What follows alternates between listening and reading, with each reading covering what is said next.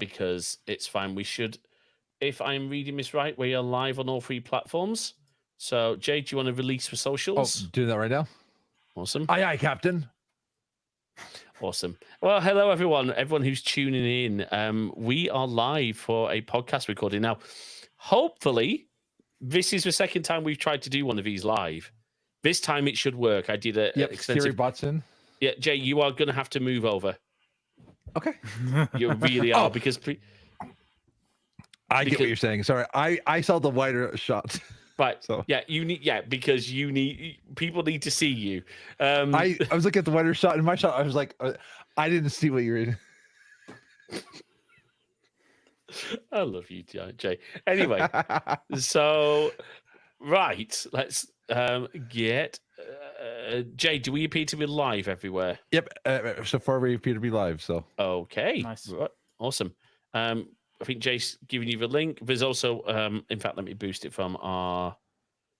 Let me know when links have gone out, Jay. Yep. On links are out on Mastodon, Blue Sky, and look at that! She's even mentioned you, Gideon. Look at that! She's even made it easy for you. Where is that? I don't see that. That's on Mastodon. Oh. But we can hang on. I can send you. We can put. Oh, I see it now. My stuff as well. There you go. Oh, yeah, see Siri Bot. There you go. Nice one. Oh, I see what you mean, Jay. When you've got the chat open, it does look different. I see. Yeah. Okay. Well, that's helpful. So it was good for me to learn. Like, oh, okay. Yes. Anyway, right. We'll wait for Gideon and then we'll go live. How's everyone's day, Bill? Yeah, we good? Yeah. All right. All right. Here we go. This is a little bit different doing this live, but we'll make it work. It'll be good. All right, here we go.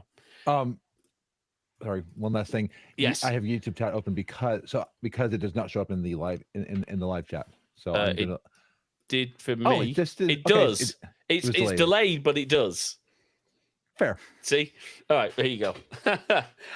For you guys, if you want to see the live chat, just click on chat on the right-hand side. Yep. And then go into live stream chat, and that's combined Riverside, Twitch, and YouTube chat. Oh, how clever is that? It's really cool. Yeah. It's Technology. really cool. Technology is amazing. And watch this. Yes. Watch this. I can do... Hang on. There you go. I can highlight a comment. You might not be able to see it, but I can highlight. There you go. Right. Okay. Right. Here we go then. Okay. Well, hello everyone, and welcome back to Crosswires, the technology variety show. We are currently recording this live on Riverside with streaming going out to Twitch and YouTube. So you will be able to see things there first, I guess.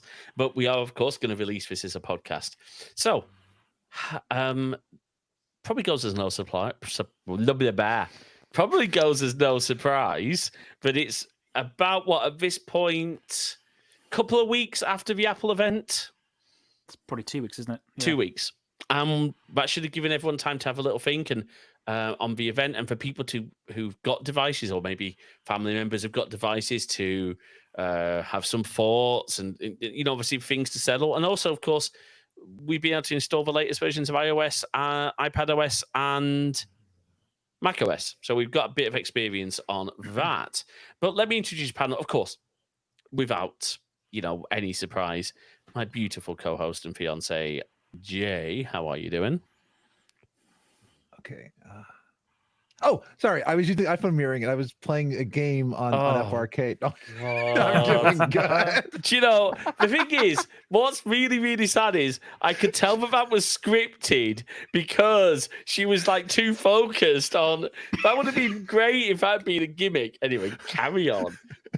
I'm doing great. And I just got word today that I finished my penultimate college course. So next year you will have a college graduate on the Crossfires team. Nice. Oh, does that mean I'm going to have to start paying you more? Yeah, absolutely. Or actually paying you. I know. All right. Thank you, Jay. It's always good to have you here. And thank you. I know you moved a few things around to be here, so I appreciate that. Next up, returning, of course, because it's an Apple event. We couldn't have an Apple event without Alex Lowe from the Interface. Alex, how you doing? Hi, James. I'm doing good, thank you. Yeah, not too bad. I didn't buy any devices this time, so I haven't got anything to share on that front. But yeah, That's okay. That's okay. Yeah. That's fine. We can still all drool, can't we? It's can. fine. Right. And a new guest to our Apple event discussions, but by no means a new guest to the show. Please welcome back Gideon Mayhew from the Icon Factory. Gideon, how you doing? Hey, thanks, James. Hey, Jay. Nice to meet you, Alex. Thanks for having me. Really appreciate it. Good to be here. Well, we figured we should get maybe a designer and a developer's influence as well. Plus, do you know it's always a laugh? Okay. Well, let's have a little bet now. How many Star Trek references or sci-fi references can we get into one recording that has nothing at all to do with Star Trek? Is that a challenge? Because if you want to make it a challenge, I'll go for it. Then. I think we could do that. I'm thinking how we're Well, not I wonder. Go on. Can I get Siri to start saying Daisy, Daisy? Give me your answer to mixing sci-fi references. Oh, although I'll grant that when me and Jay did watch 2001 the other night, or tried to, I think I fell asleep quite. Yeah. Only because it was late, not because Yes. although it's a long film. It's a long film. It's at least more entertaining, as like it keeps your attention more than Star Trek: The Slow Motion Picture. What do you think, Gideon? More entertaining than Star Trek: The Motion Picture? Yeah. Yeah. See, like most things in life, it all depends on how old you were when you first saw it. That's true. You know, I was a kid of 7 or 8 years old when I saw Star Trek: The Motion Picture, so I was in heaven in the theater when I saw it. I still have fond memories of seeing it in the theater and everything. I never saw 2001 in the theater. I didn't see it. It was before I was born, and I mean I saw it on TV later on, and it just didn't do anything for me at all. But I'm sure the people who did see it in the theater loved it, and because they'd never been seeing anything like that before in their lives, and it was just amazing and blew people away. So it's all about your first experience, you know. That is a fair point. I Star Trek Motion Picture, it is a hard film to watch at times. However, I will say this: that dry dock sequence of the Enterprise is still just starship porn. Just beautiful. Yeah. Just absolutely. Anyway, we are not here to talk Star Trek as much as I know. I was going to say everyone apart from Alex will be like in heaven. Let's talk the Apple event. I mean, look, I will say it again, and I think we really don't need to keep saying this on every episode now, but I am really liking the pre-filmed events. Well, one thing I noticed this time, because I was actually watching it on Twitch in the evening, they also had audio descriptions as well as so as you're going along, you could get descriptions of like what's on screen at different times. So it also allows them to make it more accessible to more people, and that is, I think, one thing we'll get into later on in the show, kind of a teaser for later on. But Apple is about accessibility, and by doing it this way, you can do it. And I think I was watching this thing during Fireball where Jobs was a bit more like a keynote from Tim versus Jobs. Tim has more of the, if he's scripted, it's fine. Jobs was more of the charisma of on stage. Yes. Yeah, I would agree with that. I mean, Gideon, you're obviously more out that way, if I remember correctly. Have you been to an Apple? Have you had the honor of going? No, you've not been to an event. I mean, I went to an early one at Macworld long ago, but I haven't been to one since then. Right. And I'm with you. I enjoy the pre-recorded ones myself. They cut out all of the dead stuff in the in-between parts that were on stage presentations. They get rid of that butterfly nervousness of a demo that can fail on stage. There's a lot more diversity in the people that are giving the presentations. I really appreciate that. And of course, it's nice to get to see Apple Park and all of that. I think they're really well done. This one was a little long. This one went on a little bit too long for me, considering what they had to show, which honestly wasn't a whole lot. No. So, you know, I think some of it could have easily been press releases. yeah. Certainly, I'm going to say this: the new bands for the Apple Watch Ultra did not need to be included in that presentation, in my opinion. I But think the Apple Watch Ultra refresh itself probably didn't need anything. It's just a new color. Like, well, yes, exactly. Yeah, but I forgot. See, that's how unimpactful it was. I forgot that they'd even brought out a new color. So, yeah. Do any of you have an Apple Watch Ultra? No, I really want one, but Jay, you were muted, I think. So. Oh, one of the things that they could have done to bring down the time, because we've seen Apple do a very fast event. Spooky Fast was like done in 20 minutes or so. What they could have done was done another event about Apple Intelligence once it launches, because right now it's in public testing, because a lot of the presentation was reiterating things that they already did at WWDC. Yes. And trying to mention more about the privacy, but still, that could have been another event.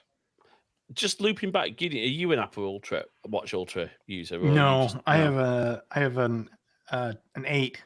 I think okay. it's Yep. an 8. So yeah, I'm on an 8. Yeah. Just I'm only on the 41 millimeter because actually that's a pretty good size for me.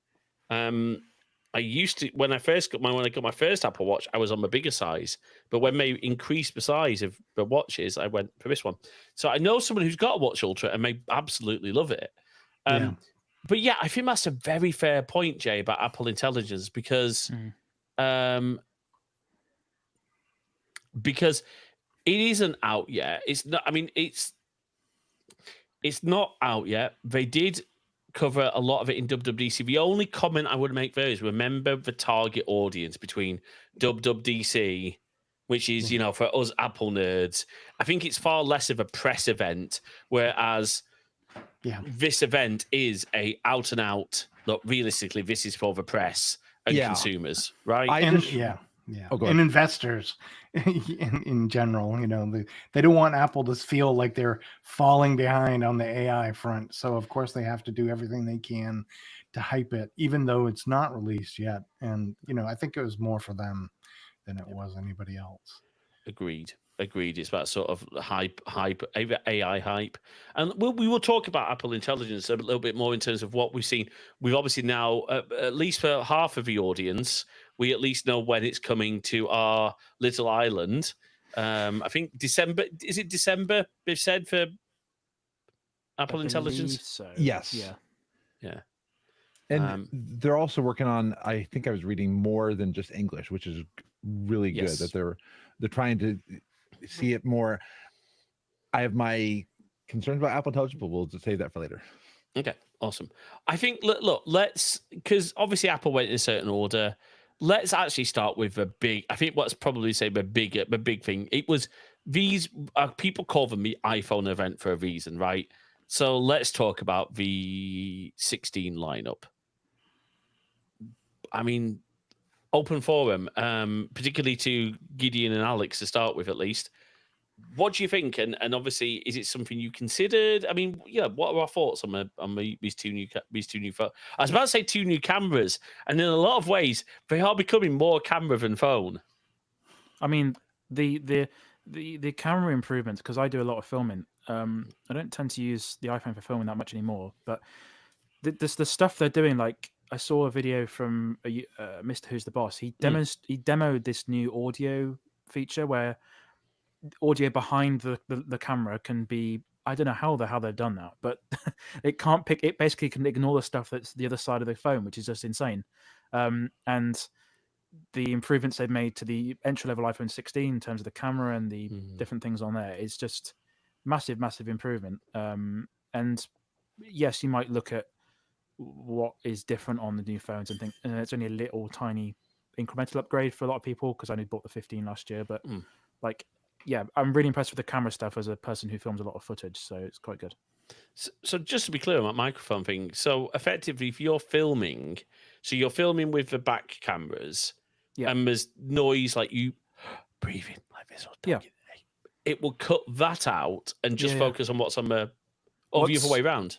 Both, yeah. What also I saw one thing today I was researching before the show, is that you can film something, but then the audio track to go with the video can be something from your phone, like a music song or anything, like a song to go with it. So you can skip some of the editing work afterwards, so you can sort of do live editing, kind of. So and see, that's some of the best use cases, because I used to do training videos for one of my former companies, and sometimes you didn't have the budget for a big camera or a lot of mics. And I remember one training literally was kiboshed because people were talking behind the scenes, and all you heard was they're talking. This would have saved that, and that blew my mind so far. And I was just like, wow, that on a consumer device. It's the pro level, but still consumer. Well, I mean, is that a pro only feature, Alex? Yes. Oh, is it? I didn't know if it was or not. Yeah, that one is pro only because they had to build in some more stuff. Oh, we put more microphones and things. Yeah. Okay, yeah. And also give you a reason to upgrade it. I mean, there is always that caveat that Apple does have to differentiate their line in a certain way.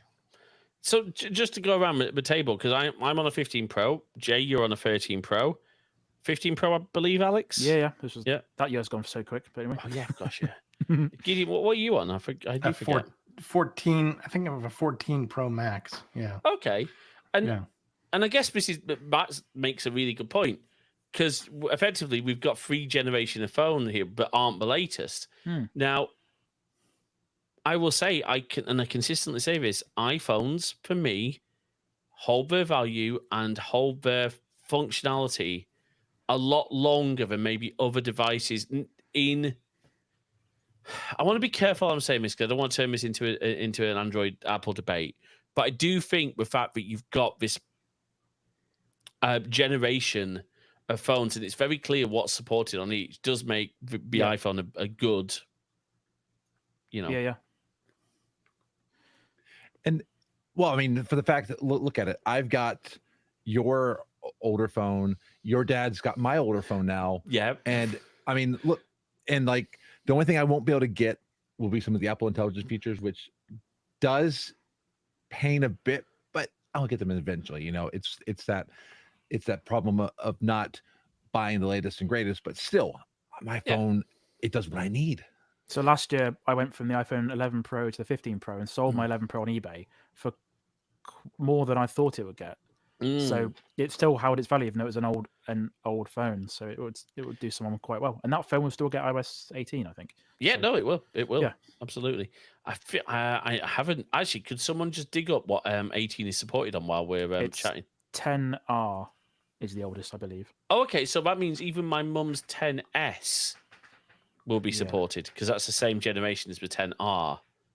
That's a point I want to raise. Actually, I don't understand that. I believe the 10R and the 10 have the same chip.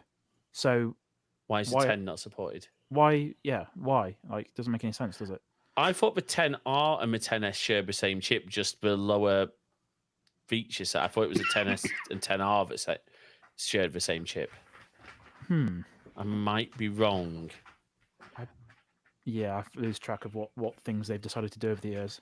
So I will say, though, I am very glad that because obviously they announced the new Apple Watch Series 10. I'm glad it's Series 10, not Series X. Yeah. That confused a lot of people. Oh, yeah. And I think they might want to distance themselves from the platform. Joke. I think that's a very good thing, otherwise we'll annoy Gideon. I mean, he wants to do that. Anyway, yeah. So, I mean, I think for me, the real feature of the 16 that I mean, it's not that I'm going to upgrade for my 15 Pro, because it's a brilliant phone, it's a brilliant camera. It's the camera that you actually see me through now. This is the 15 Pro. Me too. Yeah. Oh, okay. Yeah. There you go. And actually, so it's that new camera control little area. I like that a lot. I think that's going to be incredibly helpful for people who do use the iPhone as their only camera, and that is me. Okay, I did have DSLR. Jay, I don't think your camera ever really leaves your studio because it is No. designed for filming. Absolutely. And but- when I'm out and about, I don't really want to take a big camera with me. No. What about yourself, Gideon? What's your sort of? Are you a photographer with a real camera, or are you? No. I used to own one back in the day, but I haven't needed to for years. You know, and the iPhone is more than sufficient in most cases. You know, so I don't own an SLR or anything, but the 16s are impressive. I mean, they are every year. They're more of what makes Apple, you know, so successful. The action button and the camera control in particular are interesting. I'm curious to try them out on my wife's iPhone. So I have yet to try that yet, but I hope Apple opens up the APIs for that camera control to other apps other than camera apps. I'm not sure if that's going to be possible or they're going to allow that in the future or not. But fingers crossed for that. I could see a whole bunch of uses for it other than camera apps. I mean, it's a scroll. Which would be nice. It would be a perfect scrolling tool through a upcoming social media reading app, wouldn't it? I mean, Exactly. Who knows? There are all sorts of things that you could use it for. I mean, you could always try the private APIs. Yeah. Yeah, I'd like no. to stay in Apple's good graces. So Yes, I was going to say let's not talk about private APIs, Jay. I remember that discussion back in the day. So yeah, but I'm with you. It's a really interesting. They said it would work in other camera apps, I believe. yes, Because didn't they mention? Was it Halide? They mentioned. Halide, yeah. Mm-hmm. Yeah, which is a gorgeous camera app, by the way. Mm-hmm. But I'm with you. It'd be really cool to be able to, imagine if we could make it a something again that developers could surface and use. I mean, I could see it being really, really useful in editing apps like LumaFusion. You could have a little scribber for scrubbing your footage. And I'm even thinking about because we've talked with people behind accessibility devices here, and we have a upcoming guest behind accessibility software, that it could be a good accessibility tool. Yes, absolutely. That's the thing. There's a lot of tactile input there. I think that's really good. Look, great iPhones. I do like the design of a 16, but I'm not upgrading. I don't think any of us here are. But you know what? If you are upgrading, let us know.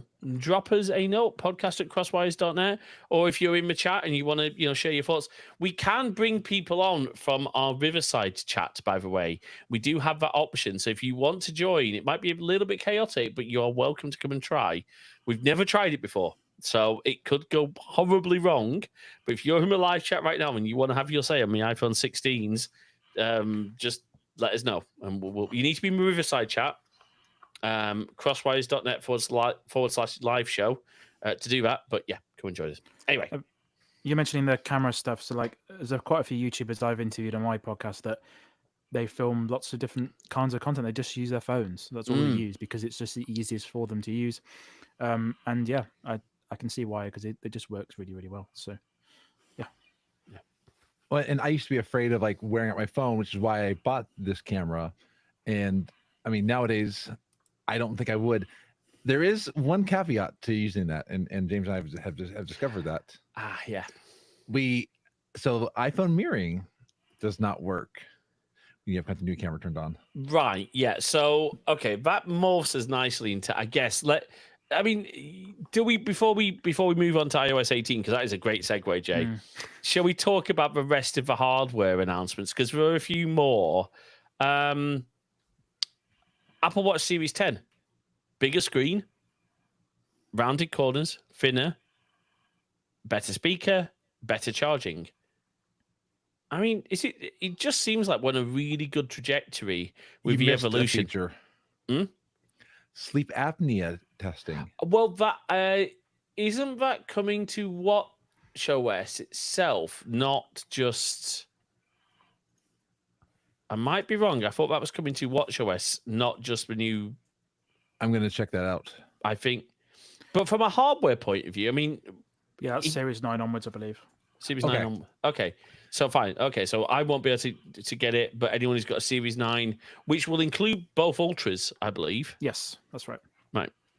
Yeah. So, which is really cool. I mean, I don't know if does it. Sorry, let's talk hardware first. To me, Sorry, I thought that was a hardware feature. Sorry. that's okay. Well, this is the thing. It can be very confusing when we talk watch because it isn't always clear what is hardware and what is software with the watchOS. So that's an absolutely valid point, but to get mixed up on. But what I mean, overall thoughts. What do we think? Is it just a nice upgrade? It's not amazingly compelling over my Series 8. I mean, I've got a Series 5. It's probably overdue for an update because it doesn't get watchOS 11, is it? Or watchOS 10? I've forgotten which one we're on now. I think we're on 11 now. I think we're on 11. Yeah. Yeah, so I'm missing out on those features, but it'll still work just fine. But I'm the thing I'm happy about is every year you hear the rumor that the bands won't work with the new watch, and every year they just still do. I've still got some bands from the first Apple Watch, so Oh wow.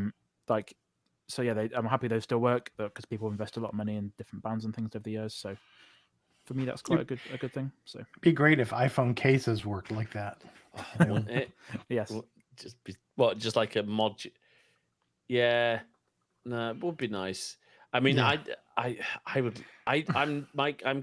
I do not have a case on my iPhone right now because I had to put it into my Osmo Mobile mount, and it does not like cases.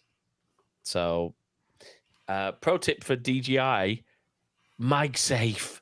Please give me a MagSafe adapter for your things. Thank you.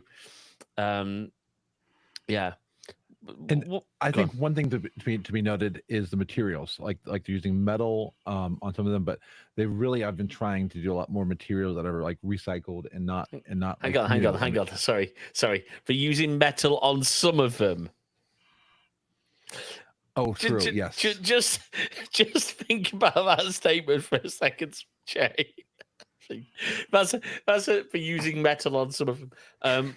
Aluminium, and that is the correct way of pronouncing it, by the way. Aluminium. yep. Getting ganged up on that one. Oh yeah.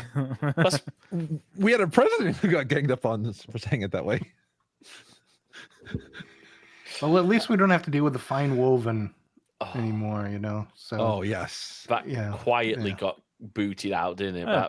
Was it just me that just I like those cases? Mine's fallen apart a little bit, but I quite like the look of it. But isn't that the point, Alex? Yes, that's the thing. How long have you had it? A year. So exactly. A case should not fall apart. Well, yeah, it's not structurally, but like some of the stuff on the bottom of the ports have gone a bit crumbly. But I don't know. I kind of like them, but if they're not durable, they're not durable. So not worth it. Yeah, no, exactly. Is it just me, by the way, over MagSafe cases? You know, the ones that have like the white, like that's ugly. It is. Yeah. I don't quite understand why. Is that because they have to be able to extend the magnet out? Is that why that's there? I believe so. Yeah. Okay. I don't like it. Mine's got that, and I just don't like it. I mean, I know, Jay, you got a really good case for your 13 Pro, which is MagSafe compatible. I need to get a better case. What's your case preference, Gideon? What are you rocking? I always use that Apple. Well, I have always used an Apple silicon case.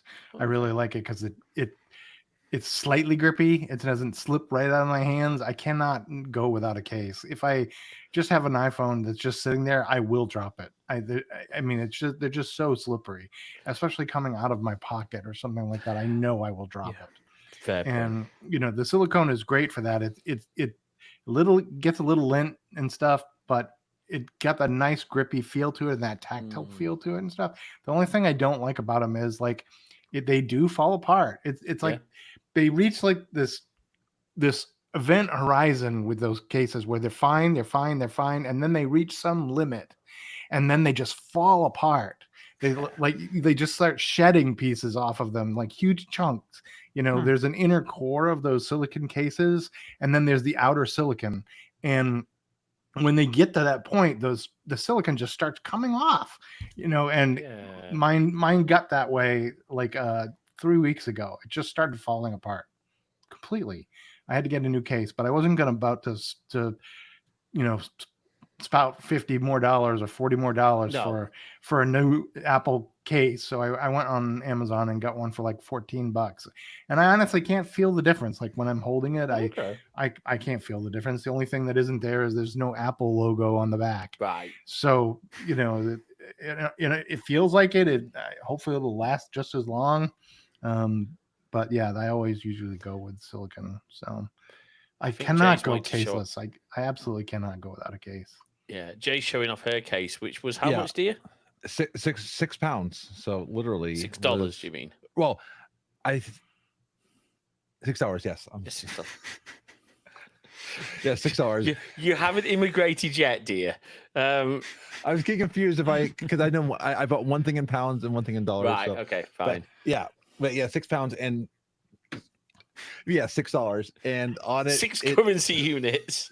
Yeah, 6 currency units, and it's all made of recycled stuff. It's falling apart, but for $6, I don't care. Yeah, fair enough. We did on our old merch store. We did stock some iPhone cases. They were not the best quality. I don't know if we're going to restock those on the new store. No, I want to see because we might, but we'll see. That. We'll see. But anyway, MagSafe is amazing though. MagSafe. I mean, I know people rag because like. Did we update the MagSafe Duo charger? No, we've done a new puck, haven't we? We've done a faster puck, I believe. Yeah, I think it's 45 watts. I might be wrong with that. That sounds right. Now, one thing I was reading about, and because part of it I was listening to ATP about this, just because it can charge faster doesn't always mean you should. For instance, if you're sleeping, you might want to use a slower charger because you don't want to wear out your battery faster. But in fairness, iOS 18 in particular you can set charging limits, so you can set it to 80% or 90% now, I think. So that's it will never charge beyond that. It's quite funny how the phone charging's got like EV sort of style, sort of limits and sort of speeds on it now. Well, honestly, Alex, I have to explain that I work in that industry. I have to explain to some people that yes, there's a reason it's slowed down. Like yes, it's to protect your battery. So I have to explain that all the time. Anyway, so the sleep apnea stuff. Going back to the watch. I mean, I think one of the things I really am impressed with at a very high level with the Apple Watch is how much of a sort of it makes health monitoring. It makes things like blood oxygen, heart rate, ECGs, all of that stuff just so super simple. And I cannot. I know. I mean, can we share? Your mum has had. I think we've shared this so many times. Your mum has had AFib. Didn't the watch detect if she was an AFib? Oh, it did, and it's what led her to actually go ahead and get things done with her heart. And they finally have. She's so much better. She has so much more energy now, and I actually want to see about encouraging her to use the sleep apnea function when she upgrades her watch, because just because she has sleep apnea, it can at least monitor to make sure she's getting the proper the proper sleep. Right, and didn't we say that most people, there was some stat, it was quite a high stat, but most people go undiagnosed. Yeah, I mean, I probably have it. I mean, you probably could test. That ain't staying in my podcast version. I know. But yeah, most people, and it's actually been a running theme throughout a lot of this stuff, is a lot of the health announcements have been, most people who have the things that we're trying to detect for you don't know they have it. And that's what this is, these devices. I loved how, I want to go back to one thing that Apple opened the thing with because it's part of this discussion. They opened with all the people who had lives saved because of it. And these are devices, they're not, you're not buying a device to track your sleep apnea. You're not buying a device to check fall detection or crash detection and all that, or to have a device when you're out somewhere and you need satellite. But these devices have it. So when you need it, it's ready there. And you're not having to buy a bunch of devices. They're not as well calibrated as some of the medical devices, but they don't cost the same amount either. No. This is to try to help people. And again, I was almost crying seeing all those people who are alive because of this device that they didn't buy for that purpose. And you know what? That moves us. Unless anyone else has got thoughts on what's new with a watch. I mean, I don't. Well, like just kind of a point on that. I remember when iOS 8 came out, and I downloaded the beta in the summer, and this is before the Apple Watch came out, and I was logging all the stats manually and stuff, like how many stuff I'd done. I was like, I was thinking at the time, what would be so good if Apple came out with their own device for this, and they did. And yeah, it's I know it's a little bit, some people will think it's a bit controversial, but it's one of the companies I would trust with that sort of data. Like, there's no other company on the planet really that would take your data and not do anything with it, like Apple really. So and the fact it's just passive and it is like super accurate. It's just there tracking all the information you need about yourself, and they're adding more and more every time, and they are taking the care to make sure it's properly certified in places where it can be and stuff. It's good. It's what we need. And one thing I want to add there, tracking both mental health and things like ovulation and things like that in the United States is becoming very much, that's being watched for a variety of reasons. And the fact that Apple can protect all of that without having people be in fear of their government finding out and arresting them or doing anything like that. That is why the fact that they're have such a huge focus on privacy is amazing. Yeah, agreed. Yeah, I think that there's, I mean, I want to say that, when Apple is at its best when it does this kind of stuff. This is, I think, the kind of thing that like Steve Jobs cared the most about when he was running the company. And that is like Apple's passion that really shines through. And the whole bit with the hearing aid with the AirPods in this particular one is it. Of all the things that were announced in this event, that by far is the most relevant, the most important, the most exciting of all of them. And I for a lot of reasons, obviously, but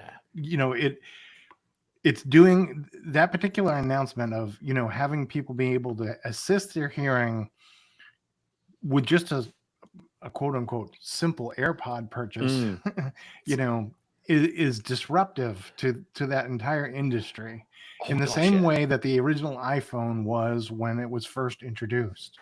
And anyone who doesn't see that or understand that or denies that is really not paying attention, because I mean, it was the same, also the same way with the Apple Watch. I think when the Apple Watch was introduced, people were just like, so what? There have been watches for as long as we can possibly remember, and it's no big deal. Apple turned it into a big deal. Apple gave it to us in a way where it was new. And granted, right, even out of the gate, I don't think that even Apple quite knew what the watch was supposed to be. No. It tried to be everything. It tried to be your phone on your wrist, and you can run all these apps and everything. And over time, it became clear, I think it is clear to Apple, at least now, that the watch is primarily a health tracker, a goal tracker, a notification venue, so that you don't have to look at your phone when you don't want to. But it's not a place where you're going to like record a podcast or you do all these things that Apple professes that you could do on your watch. So in that case, they learn, of course, because it's the first version of it and things evolve, uses evolve. Same with the Vision Pro. They trying to hawk it as, all of these things, but obviously a lot of that hasn't panned out, and that's par for the course. But for the AirPods, this is a new realm of what people can do with it, and a new level of, oh, I need that, or I should have that. And as someone who suffers from, I have hearing loss myself, and I've had it for years. And my doctors had been telling me, you need to get hearing aids. You need to get hearing aids. And if you don't, the longer you go without them, the worse your hearing is going to get. Your brain gets used to not hearing those frequencies, and it adapts. And so your hearing gets worse over time when you don't hear those things. Your brain can't compensate for them, and your hearing goes even quicker. And my doctors have been saying, you need hearing aids. Why haven't I got them? Well, one is because they're so damn expensive. A pair of the hearing aids that they wanted me to get was $3,600 here, and that's just like, and insurance won't pay for them. Insurance won't pay for them here. And that's ridiculous. That's absolutely ridiculous. And so to have Apple just waltz in and say, not only is it going to help your hearing, but it adjusts frequencies to your specific kinds of hearing loss and helps you to overcome those things, to listen to what's in front of you, to concentrate on what's in front of you. All of these things, it's a game changer, and it's going to change a lot of people's lives. All of these videos that you're seeing, Jay, in the beginning of the presentation of people whose lives were saved by their Apple Watch or whatever, they're going to be videos of people who can now experience listening to things they couldn't do before, or have their hearing improved that they weren't before. And Apple is going to, and rightfully so, publicize the crap out of that. Gosh, yeah, absolutely. Sorry, go on, Kitty. Yeah, I mean, I'm looking forward to it. I'm really looking forward to it, and I applaud them for it, as almost as much as we're all going to the day when our Apple Watch allows us to sample our blood sugar. That's going to be another one that will come eventually, and when that happens, Apple is literally going to sell billions of Apple Watches. There's so many people in the world with diabetes that could use that, and it will happen, but there's so many technical hurdles there. But anyway, yeah. Well, and like some of the stuff that, like, as I'm neurodivergent, and I'm really excited to try. I've actually told my family I want the AirPods Pro 2 for Christmas, not because but I want it because I can try to, like, sometimes sensory issues will affect me, and if I can tone down, and I have hearing loss, but if I can tone down the noises that I don't want to hear and focus on what I want to hear, this should be great. One thing I want to say, though, that does concern me is we all have seen, like, especially like autistic individuals have started the trend of wearing headphones, and sometimes you look at them and be like, oh, that person's ignoring you. But no, sometimes autistic individuals wear that for noise canceling, or just to focus out all the noises that are over censoring. We are about to see another resurgence where employers and things are going to have to change policies. It's like my employer, you're only allowed one earbud, and only when there's no customers, and even that is a store by store. You're not allowed them outside. There's a lot of things that are going to have to be decided, and, like, unfortunately, some people are going to get in trouble for these uses. So let's just take it a little step back, because that, Jay, is a brilliant point, and actually I want to give a visual demonstration of one of the potential challenges. But before we do that, let's actually so we're talking about AirPods Pro 2. This is not, so there are new AirPods, the AirPods 4, and we'll loop back to those. But this is the existing on sale right now AirPods Pro 2 that are going to get an update. I think Apple said this fall the firmware update's coming. Now, they are planning to get the functionality around the world. I think at this point it's got FDA approval, so it's in the US. I cannot imagine it won't get approved I think it's going to get approved here in the UK. I really hope so. But there's two parts to this. There's actually three parts, but two parts. So the first part is the hearing test. Now, if anyone's ever been for, I know I have, and Gideon, you have been, Jay will have been. I don't know about yourself, Alex. No. But I know, because I hope you don't mind me. I know you're your dad's got a hearing loss because Yeah. we discussed hearing aids, right? Yeah. Because I showed him mine, and I'm actually going to show them to stream. But so what you'll do is you put these in. I think the reason it has to be the AirPods Pro 2 is because of the sealed design, right? Oh gosh. Oh no. Hold on. 1 second. Can you all hear me? Yeah, you Yep. sound good. Yep. Okay. It didn't connect. Well, Jay, I don't know if Jay was talking, and I think I might have heard something Jay said. No, Jay's muted. So one thing that that happened with the Air Seal, I was actually reading about how much work it took them to add active noise cancellation to the AirPods Pro 4 without 4. the seal. AirPods 4, not AirPods Pro 4. 4. It's gonna be confusing all these different things, and like, I want the new AirPods Pro 2. Wait, the one we already have. No, I want the new ones. Okay, but yeah. so these are the Pro 2s. Yes. These are the ones that have been out. This is the ones with USB. So remember, these got a mid-cycle update to have USB-C And the speaker as well. and a speaker. Yes, Yep. I love this. I love having one cable to charge everything. So these are AirPods Pro. You've all seen them, and as Jay said, they go in your ear. Now they are very different to a big pair of cans like these, which we're all wearing. But for comparison, let me grab one of these. I have these. That is I have a severe hearing loss. I'm actually almost completely deaf in my left ear. This is a Specsavers Advance receiver in canal hearing aid. So that bit, obviously, hang on, that bit goes into my ear. That bit loops around my back. So that is incredibly inconspicuous. Gideon asked me before the show, well, how much did those cost you? Well, I'm going to say the bank of mum and dad very kindly paid for these on the condition that I would wear them. And I do wear them because, and I'll explain why. These were £1,800 from Specsavers. Now, they are obviously tiny, but correct me if I'm wrong, folks, how much are AirPods Pro? 250, are they? I think 250 in the UK, maybe 300. Yeah. They are very affordable, much, much less.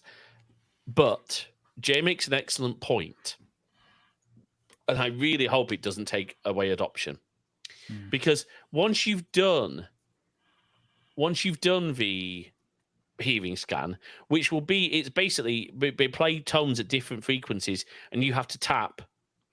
Normally, you've got like a trigger button. It's like a whole where you sat with like set your back. You've got a trigger. You go. It makes you you feel like you're firing a missile or something. Yes. Brilliant. It's great fun. But in this case, you'll tap your phone when you hear a frequency, and it will do it in both ears because obviously your hearing loss can be different in both ears. Well, it'll then create your hearing profile, and then obviously can turn on hearing aid mode. And if it's as good as the demo looked, then it's going to be powerful. And it is going to be a huge gateway to improving hearing because, as Gideon said, it's not covered by most health insurance. Here in the UK, yeah, NHS hearing aids are a thing, but they are typically not that advanced. My hearing aids do connect to my iPhone. They are MFI made for iPhone hearing aids with one big disadvantage. I imagine when I'm taking, in fact, I know, but when I switch to taking calls on these, I'm using the AirPods mics. When I take calls on my hearing aids, no, it still uses the iPhone mic because it doesn't pass the microphones through from a hearing aid. Yes, because we've learned that many times where you've switched and I'm like, I can't hear you. Yeah, and it's because hearing aids don't have microphones in them. I mean, do they? Well, I guess they do. They must. Yeah. They must to amplify what's around you. But so why wouldn't it pass? I mean, I guess it could if it was a software update, right? To work with that particular brand of hearing aid, it probably could. Well, I guess, yeah, but I guess the challenge, I guess the limitation is if you're wearing that and it's only got enough processing power to do the live listen, because otherwise it would have to pass that to the phone, the microphone to the phone, and you might lose your outside hearing. Because I don't think there's enough power in these. I have asked the question. How long do they last, by the way? What, battery-wise? Yeah. All day. All day. But to charge them, what's that, sorry? When you wear them. I do look. I don't wear them around my house because they get uncomfortable when I've got these on. But if I'm going on longer trips, I will wear them. And the audio quality. So they are all day battery, but the charging case is not a battery case. It's micro USB. Ooh. Yeah, and whereas obviously, I think you're going to be fine with these. I'll be really curious to see what sort of battery life, because obviously putting transparency mode on, which is very similar, and Apple obviously are building on the transparency mode tech, will drain that battery. But when you've got a battery case, I think you're going to be fine. So I'll be interested to see. And also that hearing test, one thing that they said, your profile will go across devices, whether Mac, iPad, iPhone, and Apple TV. So it'll follow you, the user. Which is very interesting, because that means that in theory, what should happen is when you're watching, say, Malcolm in the Middle on Disney Plus on your Apple TV, then your hearing loss no longer has to be the boss of you now, and it's not so big. Sorry. That flew over my head. Oh, have you never seen Malcolm in the Middle? No. Okay. Oh, It's uncultured. Sorry, I shouldn't say that. But James.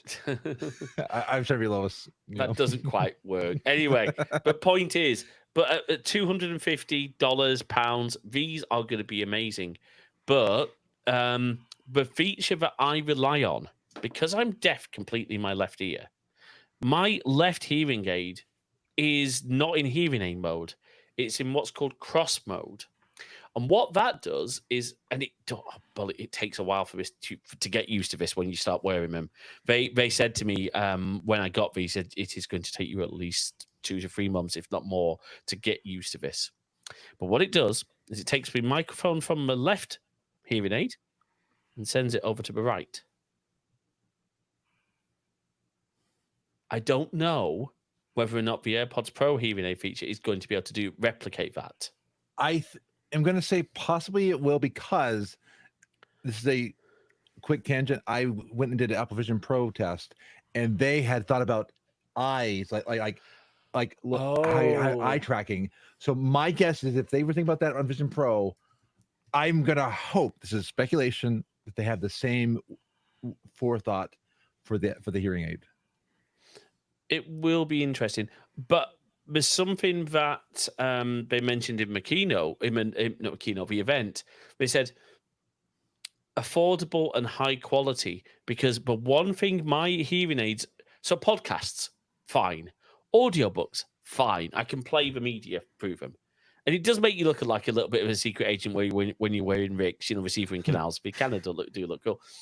But the audio, I wouldn't play music through them. So what I would end up doing is, if I'm on the train journey, I want to, particularly if I'm going to edit our podcast, I'll take my hearing aids out and put the AirPods in, because it's really uncomfortable to wear a receiver in canals and then wear in-canal stuff. And as someone who had to go to the emergency room because part of one of the receiving canal domes got stuck in my ear, I can attest that it is not a good idea. Anyway, so that was my ramble. I mean, Giddy, I take it you've got AirPods Pro too. Yeah, I have both. I bought the Pros when they first came out, and Okay. I couldn't really. They didn't stay in my ear well, and they're not comfortable, and so I went back to the AirPod 3s. And I prefer them. I have a pair of the Pros, but I prefer to wear the 3s when I do wear them. Gotcha. Do you think this hearing aid feature, because I take it you don't have hearing aids? No, I don't. No. Do you think this might convince you to try again? It would. I bought a set of third party of the little covers, the little nibs that go on the AirPod Pros, and hoping that they would fit my ear better. They're like little deformable foam ones instead of that thin plastic that Apple ships with it. And it does seem to work a little bit better. So there was the whole part of the presentation about how they scanned, millions or tens of thousands of people's ears to try to come up with the optimum shape of, the AirPods and stuff like that. So hopefully they'll fit better. Maybe they've changed shape a little bit. I don't know, but Hmm. I'm willing to try it, and I'm totally willing to try it because if it does what they're promising, it will be awesome. I suspect it won't be as good as what they're promising. It's the same with heartbeat and heart Yeah. rate monitoring on the Apple Watch. If you track your pulse on your Apple Watch and then you actually put a pulse monitor or take your pulse, separately, they don't always line up. They're not No. exactly the same. There's some degree of error there. But that's not the point. The point is to augment what you have and to get close to what you need in order to make use of it and have your life improved by it. And of course, if there's a big emergency, if you're starting to have a heart attack, like we were talking about earlier, things like that, then you'll be made aware of it. Or if you fall and it calls for emergency services, things like that. So, and I think that again, I think that combination of the Apple ecosystem of watch, AirPods, phone, is incredible. Jay, go for it. I remember back in December, I was feeling really. The August or December of last year, I was out on a trip with you, and I was very sick, and like my watch started saying, "Hey, That was you really want August. to watch." It was August, yeah. It was like you want to watch your heart rate. It made me take some extra steps when I got that alert to try and keep my heart rate down. So it was good to get that alert, and on a device that I bought just to get notifications versus buying a dedicated device. Absolutely. Now the AirPods 4. So go on. That's right. I went Close. to via Gideon's sort of reference to how like they might not be fully accurate. I went to the emergency room or A&E a few months ago, and just out of interest, while they were taking my pulse, I checked my watch at the same time. There was when the 3 times they did it, I checked it, and it was always 1 BPM out, like only 1. Like it was like it obviously does depend on what equipment the hospital's got, but like Right. I found that quite fascinating. right. But yeah.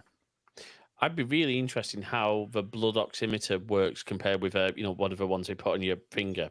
Is that what that's for? The little thing that goes on your finger? Yeah, that's a didn't know what pulse it was for. oximeter. Yeah, I just said okay, just whatever you need. that's why you saw it like as the frequent thing in COVID was people with that on the finger because and people are buying them because you could do it, but obviously on the iPhone, which Well, yeah. And I think like this does bring up an interesting differentiator between the AirPods 4 and the AirPods Pro 2. Yeah. That the AirPods Pro 2 has the hearing aid fit functionality. Its biggest function has been for a long time active noise cancellation, and now they've brought that to the AirPods 4. And what's interesting, I was reading on one of the social networks, I cannot remember which, but an engineer saying it took a lot of work to get that to work without it being a suction into your ear, and they had to do a lot of things to try and make it where you could still hear the normal sounds that would come through, and then also I have to say I'm glad to know they've improved ANC, because ANC on AirPods Pro 1, it can sometimes make some of the higher frequencies like in fridges come through too much. But it's interesting. I mean, look, the AirPods lineup I think is really good right now. I'm really glad I got my AirPods Pro 2. And I want to add one thing, and I want to say one thing that like I lost my AirPods Pro case, and I went to another brand. I don't want to say the brand because I don't want to. No. But it was a really highly reviewed brand, and James can attest it was just not the same experience. And even for me, it wasn't the same experience. But my quality was awful. Yeah, and then now James got a new case for my AirPods Pro, and then I got a locking case at work, so there was vault, and now I'm using them to and from work, and it's so much better. But there's something to be said about the quality of the AirPods. It sounds like hype, but they just work in such a way compared to other headphones. I want to. Can I real quick? I need to do just a real quick story. I had a couple of months back that I had an experience with my AirPods that was just awesome. And I mean, you guys might have already been through something like this. I had to go look for a new couch for my living room, and I went to a bunch of different furniture stores in the area, to look for furniture. And while I was doing that, my AirPod slipped out of my pocket when I was in the furniture store. I was reclining in the reclining, chairs and testing them out. And unbeknownst to me, my AirPod and the case slipped right out of my pocket and down into one of the mechanisms of these chairs. And I didn't even know that I had lost it. And then I got home later that night, like hours later or something like that. I'm looking for my AirPods. Like, where the heck are they? And I was like, okay. I turned on Find My, and I look for the AirPods, and of course it says like if initially trying to find it in the house, and I thought it was because usually when they fall out of my pocket, they fall out into the car. Right. And so I go out to my car and I'm like, it's got to be here, but it's not. And then it actually locates it, and it's at this furniture store that I was at earlier in the day. And I was like, what? Really? And so, but the stores are all closed, of course, because it's like 11 o'clock at night. Yeah. But it says that it's in the parking lot of this place. So I thought, okay, well, it must have fallen out of when I got into the car. So I took a trip over there in the middle of the night to look for my AirPods in the parking lot of this place, and I couldn't find them. So I was like, that makes no sense. But then the next morning, I called the place because I couldn't get there. I had to go to work, and I was like, my AirPods are there in the salesperson knew what chairs they had shown me, and they went and looked and they found it and they held it for me. And it was just a great example of Apple technology working exactly how it's advertised to work. Yes. If I hadn't had that, they would have been long gone. I have no idea where they would have been. I would have been out a couple $100. I would have had to rebuy them, the whole deal. Someone, would have found them and say la vie. Yeah. But Find My worked. It did it as advertised, and it was one of those like, this is awesome. Why hasn't it always been like this? Right. When it works, it's great. It saves you so much pain and suffering. When it doesn't work, it's the opposite of that, and it causes so much pain and suffering. First world problems, we're all aware of those. But when it does work, it's tremendous. I love it. Can I put a plea to passport issuing authorities? Because as someone who can't drive because of my eyesight, my only form of national ID is my passport. The number of times I've misplaced my passport, not that I'm traveling internationally, but it is like if I have to go and vote or, Well, I mean, they're working on that because, like, in my state, we have driver's license is added. And right, but we don't rub it in. Don't rub it in. No, like we don't.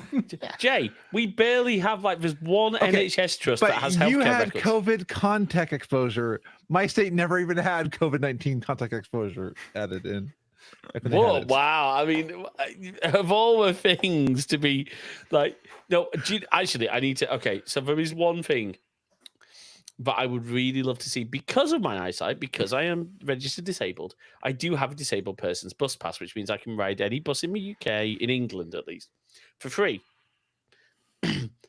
Please, please, please, Apple, work with governments, work with UK bus companies to give us Apple Wallet passes for those. Express Transit is so nice on the bus and the train. For me, I mean, for you, it's not so nice. Well, so hold on. I mean, obviously we're looping around a little bit here, but which is fine. But Find My is a brilliant thing. The number of times Jay got me one of the. Is it the AAA spots? Yeah, and I got it to you because I'm just gonna say it. It talks about imperfections being beautiful, and it was made by recycled stuff, so I got it for you. But so that now it doesn't have ultra wideband, but it does play a sound. So I've got it just slots into one of my credit card slots in my wallet, and also, I've got you need to change the battery in your AirTags on your keys. I do know that. Thank you. So I share some of my devices, my AirTags, with Jay. That does mean that every now and then I'm like, darling, I know my battery's low. I don't need a text about it in 3 a.m. Thank you very much. Anyway, let's move on, because obviously we've got quite a bit to cover. I mean, is there anything? I mean, obviously we talked hardware. Is there anything else we want to talk about hardware, or should we just do a bit of a things we like, things we don't like about iOS 18 and macOS Sequoia and iPadOS 18 so far. I mean, because there's got to be a lot I don't to dig think there's through. any other hardware stuff, so No, I've I got, think unless anyone else has. No, because I mean that's some of the main stuff that's there. Again, it was the event itself was just a restating a lot of WWDC, showing some of the new stuff, but it wasn't for us. It was for the press. Right. All right. So let's talk. I'm gonna guess. Have we all upgraded our phones to iOS 18 at this point? Yep. I have not. You have not. I've upgraded my iPad, but not my iPhone. That's fine. We'll let you off. That's fine. But the thing is, they released at the same time. They did release, was it 17.7, I think, which was the security patch. Yep. And I'm not ready to upgrade to iOS 18 just yet. Yeah. Patch, which is good that we're doing that. And I think in some ways, in more recent years, Apple have been better about not forcing iOS updates. They've let you stay on the current version with a security patch, and I think they have been getting better at that in general. Well, and part of why they do that is so they can stop jailbreaking. I've never jailbroken my phone. I wouldn't want to, but I hear about that all the time from certain sites. So I remember back when jailbreaking first was a thing, right? Before we had the App Store, two of my friends convinced me. They said, "Oh yeah, no, we've done it. We've jailbroken our phones. We can help you do yours." Well, turns out they hadn't jailbroken their phones, and they tricked me into being a guinea pig for jailbreaking. Oh. It went fine, but obviously I don't anymore. So look, iOS 18, obviously one of the big focuses there is Apple Intelligence, which is not out yet, but there's a lot of really nice new features. I think one of the biggest ones that I have liked on it is iPhone mirroring to Macs. Because it's at the place where I also wish I wish I could mirror my phone to my iPad sometimes.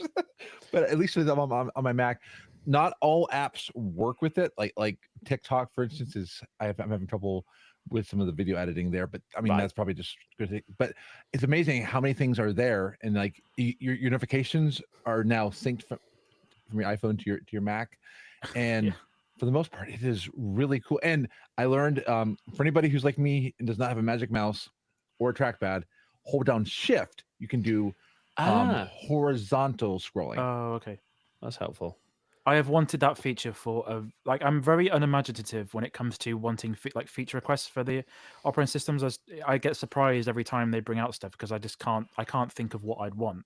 But that feature of mirroring your notifications to the Mac and accessing your phone from your Mac, I've wanted that for a very, very long time because I don't really go on my phone that much. I just tend to use the Mac a lot. So I want to access like banking apps like Monzo to authorize payments and stuff like.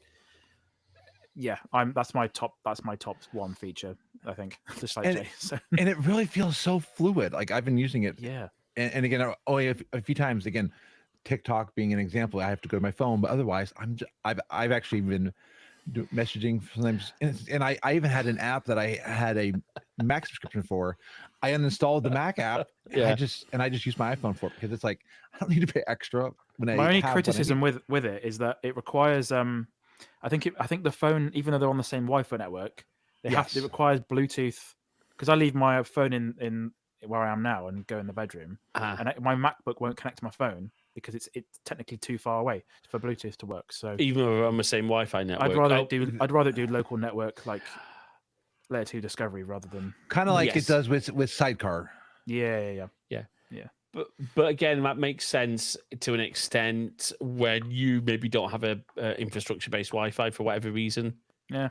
But it is. I mean, it is very cool. But the limitation I mentioned earlier, which it kind of makes it. So I have not upgraded this Mac, my Mac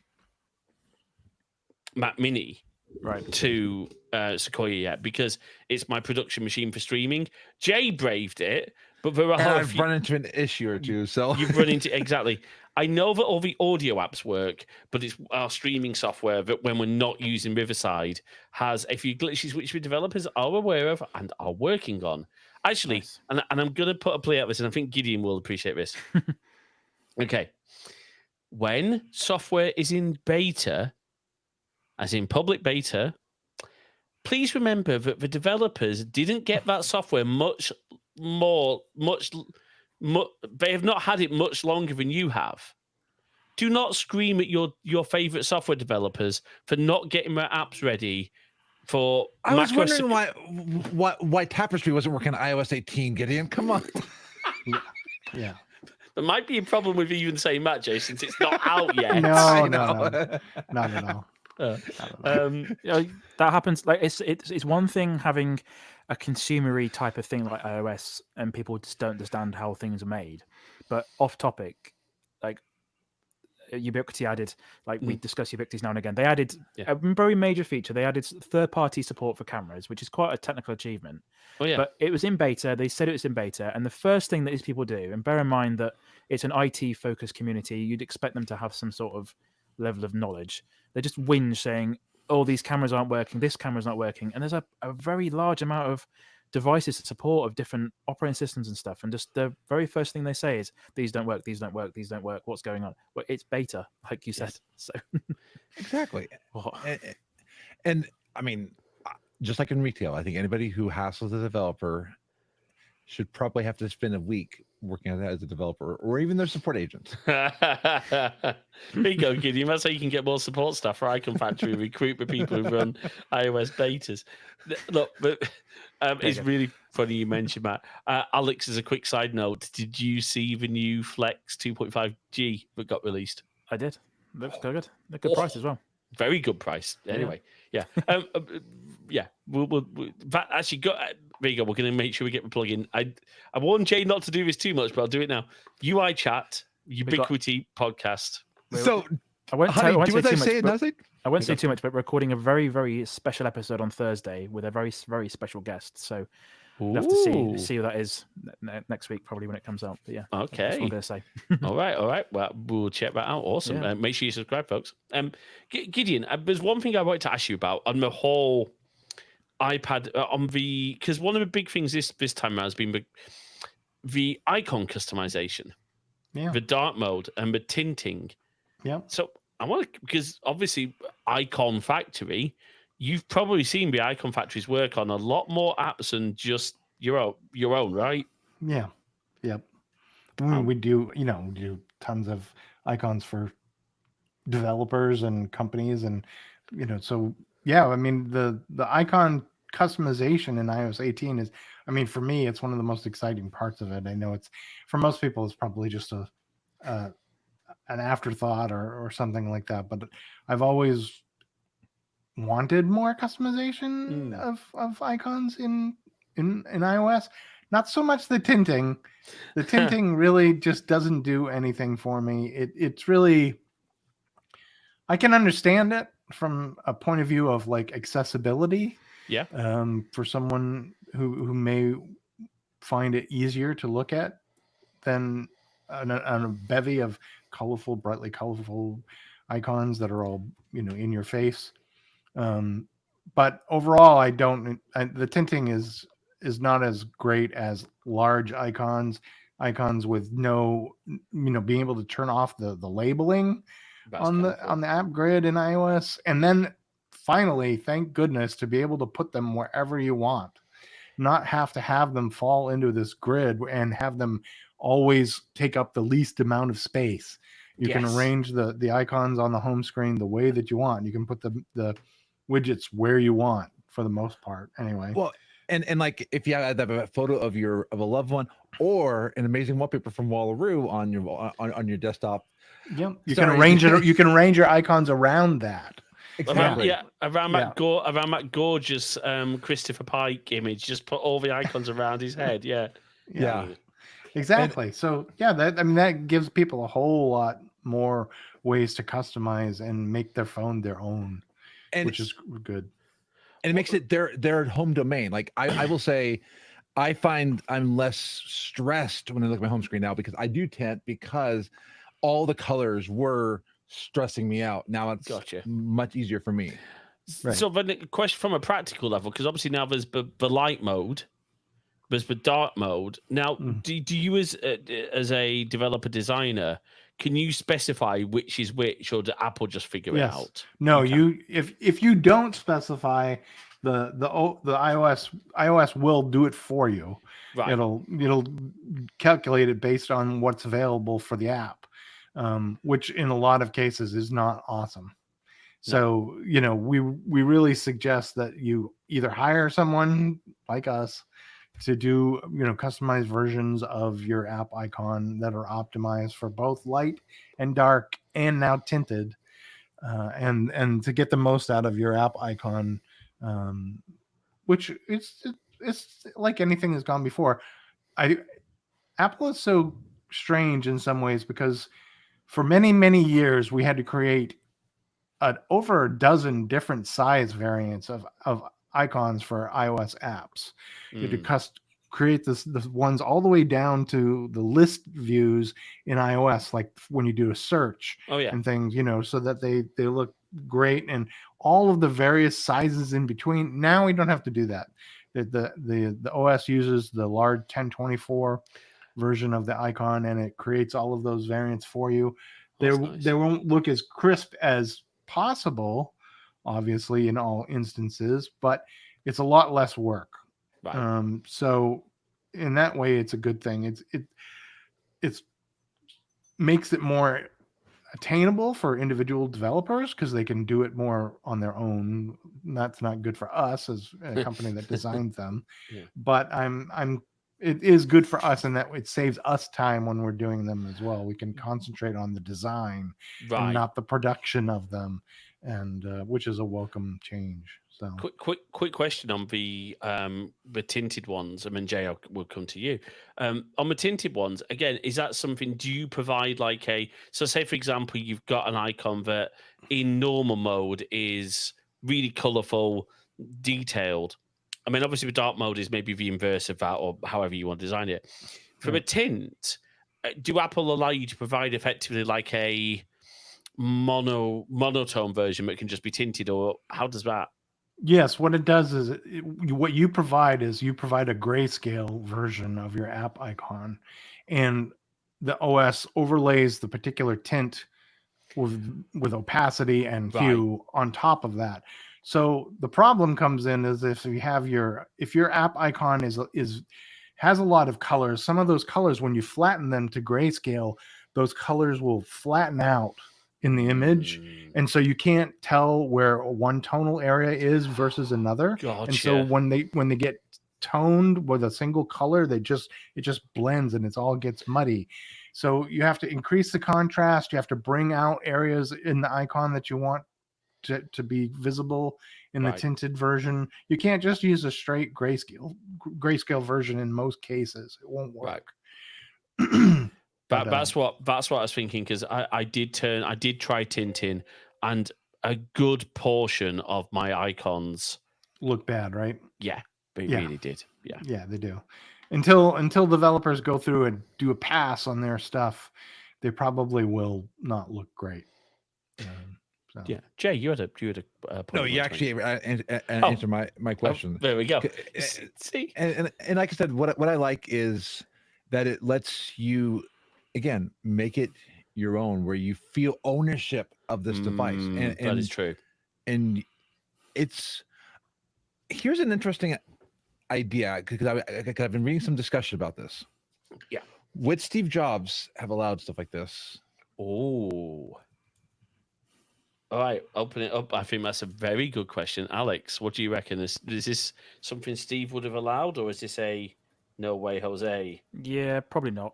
I think also that's a not just him, but a Johnny Ive thing as well, possibly. Yes. Yeah, probably not. I don't think. No, I don't disagree with that. Yeah, like similar to the stuff of like it's very minor, but like you can put the icons wherever you want on the screen now. It still conform to a grid sort of, but they don't conform to like left to right. Yeah, I mean, I think the idea of it wasn't it to do with same with why the Apple Watch still doesn't have third-party watch faces, is that they don't want their products to look ugly in person. If you give your phone to someone that might not know, but I think we've entered an era now, or quite a while ago, that people know what an iPhone looks like. Yeah. Like, if your version of that iPhone looks like crap, I mean, like they're not going to judge Apple on that. They're going to judge you a little bit. So like, I think that's fine. That they've gone away from that thing that the devices need to look like gorgeous. I think. Right. Yeah, they can control how they look in their stores, but Yes, not exactly. not on your device.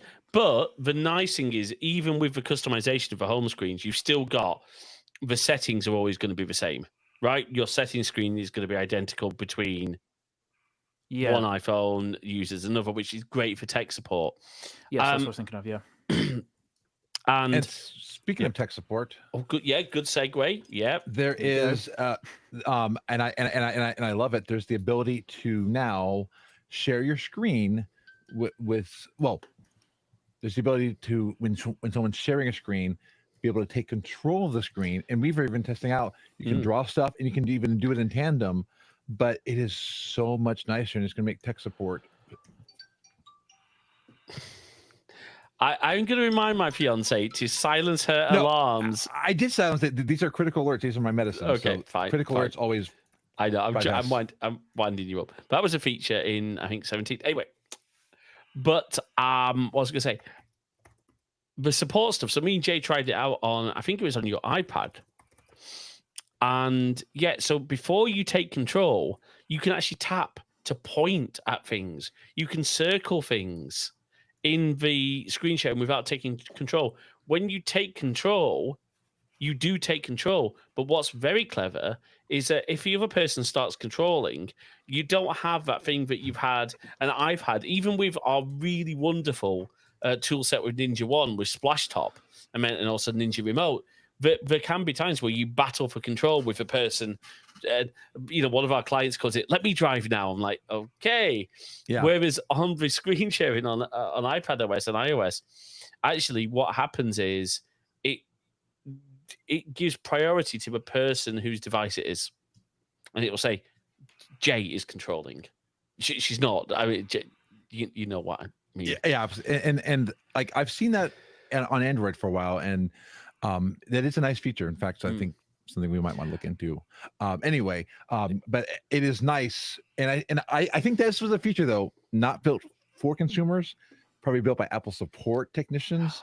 I think then so. released it because I've been amazed. Apple has streamlined their support process a lot. I have learned don't take your stuff to Best Buy because I'm sorry, they're not the I'm going to call them out. I had a very bad experience with them with the Apple Care. I had to go to Apple Store. Yes, I remember. That was your iPad, wasn't it? Yeah. Yeah. But you're right. This was probably built by support people. But for all of us, and I'm sure actually all of us here have had some experience of having to be the family tech support, right? I mean, just recently. I mean, we had to do that. I don't know. Has anyone else used the new screen sharing features yet? I've not. No, not yet.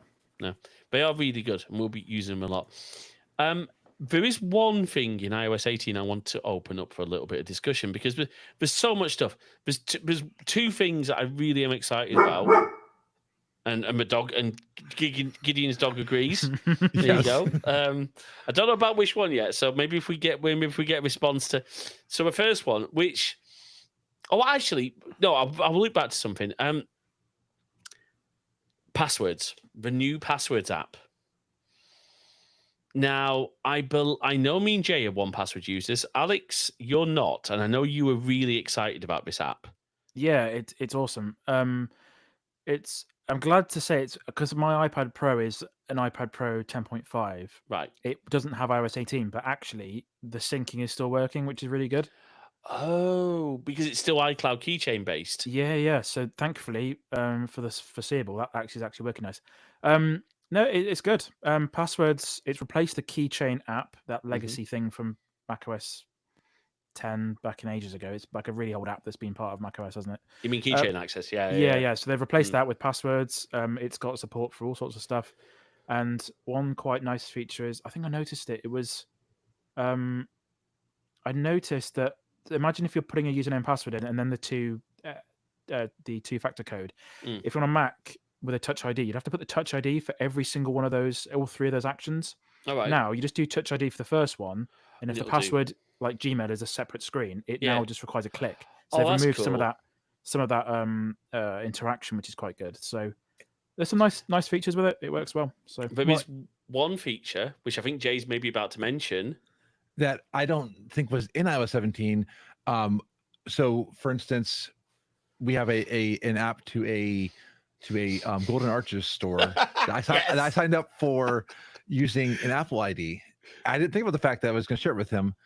iOS 18, I was able to share that actual Apple login. So now you can log in. seriously? Yeah, you seriously. can share your signing with Apple passwords. Yeah. Oh, interesting. Because that was a huge change. Because we were trying to figure out, like, I was like, okay, I was trying to give him the code, and because I'm over the US, McDonald's would not let me get them the code. There was another thing I noticed as well. I signed up for a charging app today, an EV charging app, and I put the username and password in, and it said, "Do you want to save this password, but also save it for the app itself?" Oh, So it puts like a tag on the password to say prompt when you use the app. So Yeah. oh, that's yeah. cool. Very clever. Because I actually leave passwords, 1Password, and Authenticator on. Right. I've got reasons why, but I mean, Yeah. but what's cool is you can can also now do 3 autofill passwords as well. Oh, because like I said, you can only do 2 before. Now you can have Microsoft Authenticator as well on there. There's some Microsoft stuff that requires Authenticator.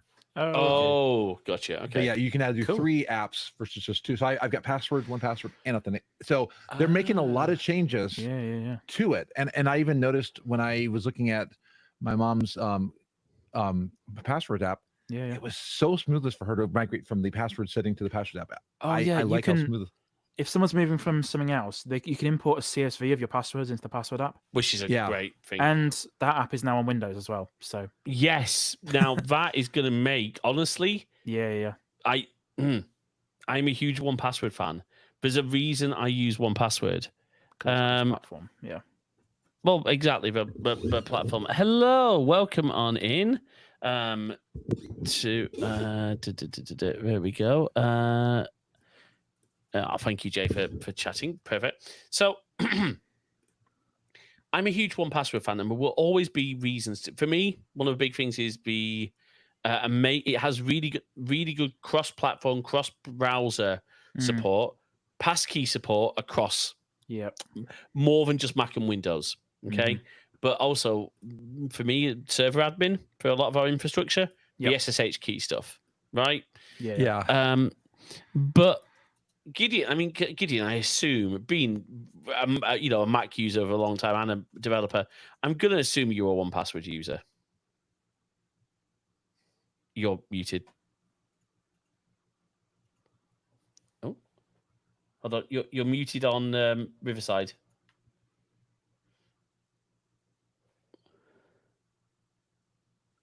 Can you hear me now? Yes, we can. Yeah, I muted myself for the doggo. Oh, thank you.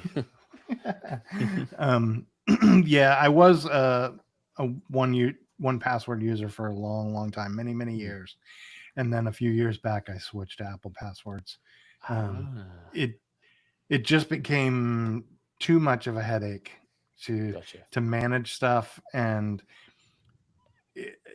I appreciate them. I have a lot of friends who work at 1Password, and so I didn't want to switch away, but it was just easier to manage them in the OS. But of course, it was limited in some ways because there was no app for it, and you had to do it through settings and all of this. So this new app is most welcome. I really am looking forward to using it.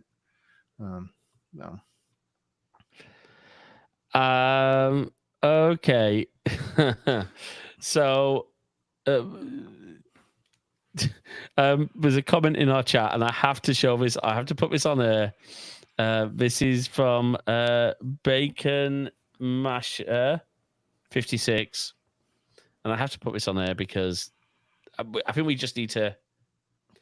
I just write down my passwords. I have a dedicated paper for this purpose. I was going to say, what happens if you get a fire? What happens if stuff? And please don't be the one at a retail store who puts the password. Let me just say there was some scams at some retail stores that I might be working for, and they put the POS passwords on a tape behind the cash register. Yeah. To answer someone's question, Jay's bandwidth is somewhat limited, and we are recording and streaming. So Jay, it is unfortunately, I don't know what the rest of us is like, but Yeah. Jay does have some issues. We are working on that. We're trying to get Jay better internet, but there we go. Yeah.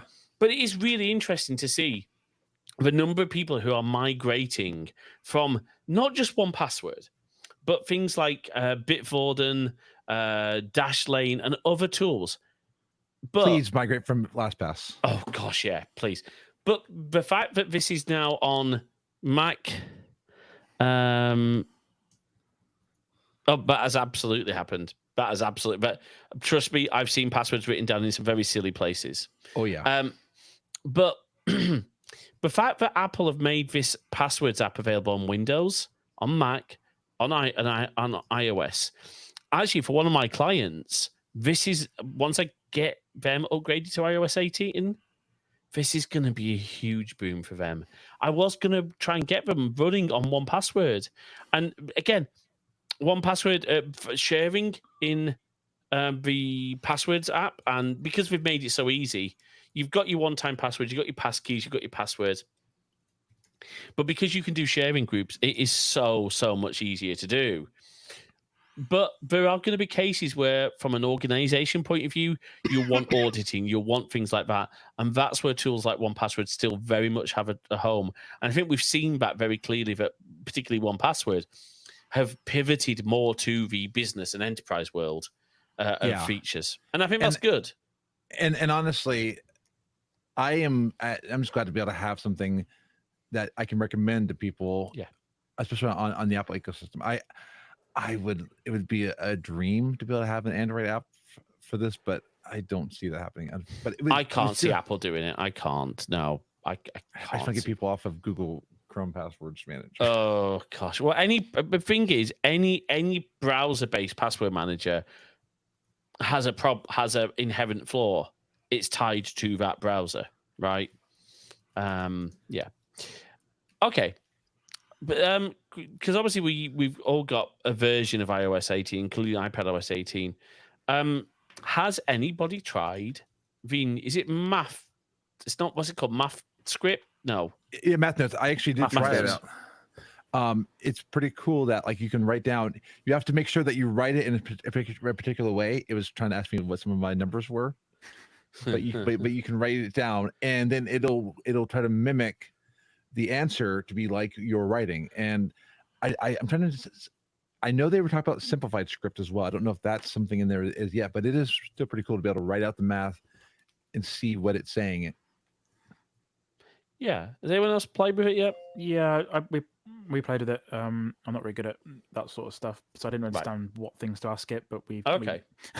But one thing I noticed is the calculator app on iPhone at least has like a built-in unit converter, which is quite useful for kilowatt hour stuff and like currency conversions as well. So it seems to work quite well. I'm glad that's all built in. Saves me have to Google what is this in this, and then that's nice. Yeah, because I've always used pCalc for currency conversions. Again, the functionality in the calculator app does not Sherlock, and Sherlock is a wonderful phrase. And I think Gideon's probably old enough, or Mac user long enough to remember the original meaning of that term. Yeah. Oh God, yeah. The old search app, Sherlock, that got absorbed by Apple. Now, one thing I wanted to bring up is some of the features that have been touted, especially in iOS 18, are not out yet, and they're not going to be on all devices.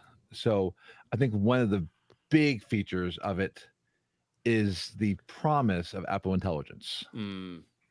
And for instance, in the iPhone before iPhone 15 Pro. Oh, it's just even 15 Pro, not just okay. Yeah. And can you bring up the point, because I actually it's a very good point by Bacon's Master. Well, let's have a look. Okay, yeah. So, so I have two-factor authentication. Hang on. Do you want to highlight it? Oh yeah, I can. Here we go. I'm still getting used to this. I think it will work. It's been a little bit slow. There you go. So they're saying, I think two-factor authentication will make actual passwords useless in the future. It's more secure, and you only have to hold one password for the auth app. Okay. So not two-factor authentication, because two-factor authentication, you still have to have a password to the site, and then the second factor is something like your Google Authenticator. However, passwordless, like passkeys, is amazing. So I'm really glad to see Apple pushing forward with passkeys. Yeah, that's good. Passkeys it can be a bit confusing if you're not familiar. I'd imagine if you're not too familiar with how it works, because looks like there's two different implementations. There's one where those are your credentials to log in, and you technically don't have a username and password, or it gets replaced. Yeah. Or the way that some companies have done it, like Ubiquiti has done it, the passkey is your 2FA instead. Yes. So you still have username and password, and then your 2FA is not a code; it is just the passkey, which is still more secure than using 2FA. So and a lot of biometrics don't rely on just like the finger. So like there's always a backup method. For instance, if you lose a finger, or you lose even the printing. I know people who have lost the fingernail or the fingerprint.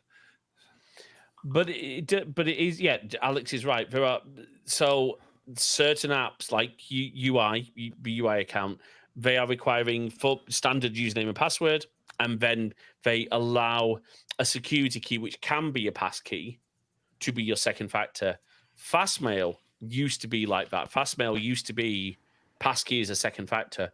Fastmail have just gone to allowing you to save a passkey for your primary authentication. It just depends on what type of devices you have to log into that account. Like with Ubiquiti, for example, you'd log into all kinds of different devices with that account. The ones that don't support 2FA for whatever reasons, because they're not.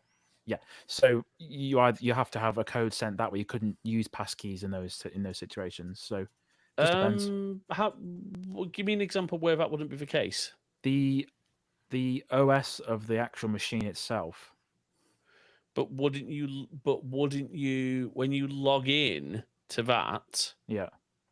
Isn't that going through Ubiquiti first, and then that? So you'll never, when you're setting up your machine, it's still through a web interface. It is, but sometimes, say if you're offline for whatever reason, it needs a way of getting back on. I'd have thought. That's interesting. I guess in that case, it'd fall back to maybe TOTP, but no, because it wouldn't be able to authenticate you. If it's offline, how would you be able to authenticate to your Ubiquiti account? I still definitely off topic now, but I've logged into some devices offline, and it's taken those details and then authenticated it later.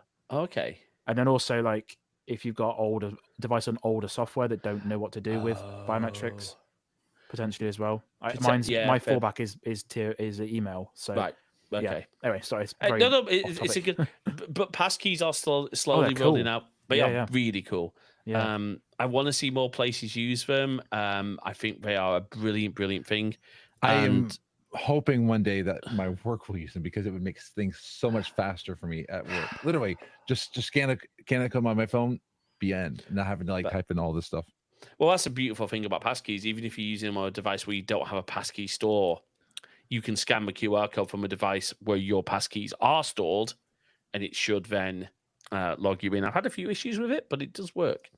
Anyway, MathType is really cool. Are there any other big software features that people... I mean, we talk, Apple Intelligence. I want to make that our final thought, but I'm also very aware of time, and I appreciate Gideon being here. I mean, to be fair, whenever me and Gideon record, it's always quite a long episode because we just go off on tangents.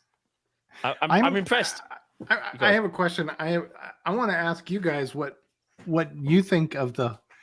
I mean, without getting into a whole huge can of worms, but I'm just kind of curious what your thoughts are on the whole European Commission thing with Apple Intelligence and not having features be fully available in the EU. And it doesn't affect us. Oh, because you're outside the EU. We're not even EU. But so you don't have thoughts then? You don't have thoughts. Well, we might do. I have thoughts because I know hang on, Jay. Let's let Alex answer that one first, because you're not No. What I was going to go with this, the Go on. Department of Justice is following now after Apple because of all. So we could be technically another one coming up. Okay, fair point. That's where I was going. What's your take, though, Alex? Because although we're not in the EU anymore, I can't imagine our government not following the lead down the road on this. It seems like from just reading the news that certain things that get looked at by the EU, that I do feel like they are a bit overbearing in terms of what Apple are doing for whatever reason. I don't know. It obviously certain things the EU has done, like USB-C, has obviously benefited the consumer. But there are certain things that yes, you should probably look at a lot of. Sorry, there's certain things you should look at, like AI, that a lot of companies are doing that aren't Apple, that they probably should look into. But like, I don't know, maybe they're just treating every company fairly and looking into what they're doing regardless of giving Apple some sort of special treatment. Which they absolutely shouldn't do. Everything should be scrutinized. Yes. But I think there is an element where Apple do seem to get picked on unfairly at times. Yeah. Like, I go on Mac Rumors every day, and then there's always something in there, something on that website where there's like EU picks fight with Apple again or something along those lines. It's just like, why? Just because I just don't get it. Think about this. You go after Apple, you have all that. Whereas with Android, a lot of it can be based off of different, like, because Android is not Google. Android's the open source project. So it's harder to go after the open source project. You have to go to each of the manufacturers. Whereas with Apple, they have billions in reserve. You can go after them, and that's, I think, what they're looking at. But as a really good example of what Gideon's talking about and the EU, I mean, first of all, obviously, yes, we know that we're in the UK, we're going to get Apple Intelligence in December, which is great. I don't know what feature set it's going to have yet in the UK. We will see. There's a lot of Apple Intelligence I'm really keen on, but an example of where I think the EU's regulations has gone too far. Look, this whole thing about third-party app stores, I mostly support that, and I won't get into a whole thing about that. But the one thing that I absolutely do not support is the EU are now saying that they want to compel Apple to open iOS to third-party hardware. What? I haven't seen. What? Right, that was my reaction. That was my reaction as well, because it's a point I made. I did a TikTok. I did a TikTok on this. I know me on TikTok. And I basically said, for anybody listening, TikTok is at JAEANDJAMES. You can find us there. Yes. Great. We'll soon be on Loops as well once it launches. 14 days as of this point until Loops launches. Okay. I'm ready. Which is a federated TikTok, like as in Fediverse TikTok. Anyway. Oh, okay. That's cool. Yeah, it's going to be really cool. It's by the guy who do Pixel Fed. And Pixelfed's an amazing Instagram alternative. Yeah. Anyway, but what I said, and I think I would imagine we'd all echo this. One of the biggest challenges that Android as a operating system has is that every phone maker can do their own things to it. So I can say, oh, I've got an Android phone, and my sister-in-law can say she's got an Android phone. Well, guess what? The Wi-Fi settings are in a probably different place on both phones because they're different brands. And if you open up iOS to anyone who wants to make an iOS phone, how do you keep the quality of the OS and you can't do a presentation saying this is going to work like this on every phone but we make that supports this. Well, the other problem is, that wouldn't even be my first thought. My first thought when you mentioned that instantly was security. Is what? Right. Security. Yeah, security. Yeah. Yeah, like keeping everything secure, because a lot of the OS's, sorry, a lot of the iPhones benefit is the hardware security they've got on it, and you just compromise that. Look at how fragmented Windows is because they've got different levels of hardware everywhere. So some devices can't even upgrade to Windows 11 because they haven't got got understand TPM. why, and and like Apple has opened up some of the hardware. Because I heard this on ATP, they've started adding in certain components are now locked behind Find My, so they can open up more activation lock, not Find My. They're locked behind activation lock. So, but you can now change some things, and they'll allow certain things to pop up a warning, say this is not authentic. Right, but that's different. But that's different. very That's different. not. Well, Sorry, I go know, on. but I'm saying, but Yeah. they take security of that Yes. very carefully. That's what I was going at. Is that they don't even allow just regular parts to be used, and it's not just a trying to stop right to repair. They're trying to keep the security of the hardware. Right, because all it could take is one dodgy, replacement camera that's got a little, replacement camera that's meant to be your Face ID camera, and it's got a little tiny thing in it. I'm not trying to be paranoid, but imagine it not being my authentication lock, tiny chip that's sending all your biometric stuff Definitely to possible. China. And I'm not picking on any particular nation. Just unfortunately, some nations do have far less. Maybe bad actors would be the best word to use. Yeah. Oh, I like Well, that. Yeah, bad actors. Yeah. I mean, there's a reason why Apple's had to send out emails to certain customers, certain countries that their data might have been the target of a foreign national or nationality and all that. Yeah. So yeah, there are bad actors. There are bad actors in all nationalities. Again, just to be really clear. Yep. But going back to the point about Apple Vision, not Apple Vision, Apple Intelligence. Apple Intelligence, because none of us have got an Apple Vision Pro. Jay's tried one. I liked it. I will say it was really cool. I was going to try one, and then I realized that they have certain time slots in the Apple Store. So I was like, oh, I'm not going to wait an hour and a half. I'll do another day. But yeah. I did it, and I will just say I was feeling like I was sitting on Mount Hood. Wow, I see Apple's vision for it. Oh dear, that's good. But going back to Apple Intelligence, again, I think it's right for regulation to be around data. But I will say, I think from my point of view, as someone who does care about, but look, I'm not on any Meta products, Same. because I don't want to be. I reluctantly, and Jay will tell you, very reluctantly allow us to be on Twitter for our Twitch community. Very reluctantly. TikTok, very reluctantly. But one of the coolest things, I think, is that Apple have really explained, okay, this is how we're going to do your privacy for Apple Intelligence. Can I bring up one thing? We're speaking about privacy and encryption. Yeah. One big thing I think we need to bring up. Yes. RCS and the snafu that is. Yeah, that's a good point. Okay. That is a and then really we'll go back good to Intelligence. But I was thinking about because you and I we use Signal a lot because we like Signal even more than iMessage. We like Signal because it's also more, I find it more reliable than sometimes iMessage. But so let me, because RCS, now, but there's major hurdles with RCS. Because your carrier, Jay, doesn't support RCS from iPhone to Android yet. Not yet. They're working on it. I don't know. I don't know if you've got Android family members, Gideon. I don't know if you've come across RCS. Well, you haven't upgraded your phone yet, so you won't have done. I guess. But one of the things about... Hold on. Have we lost Gideon? No, I'm right here. Okay. Just wanted to make sure. No, that's fine.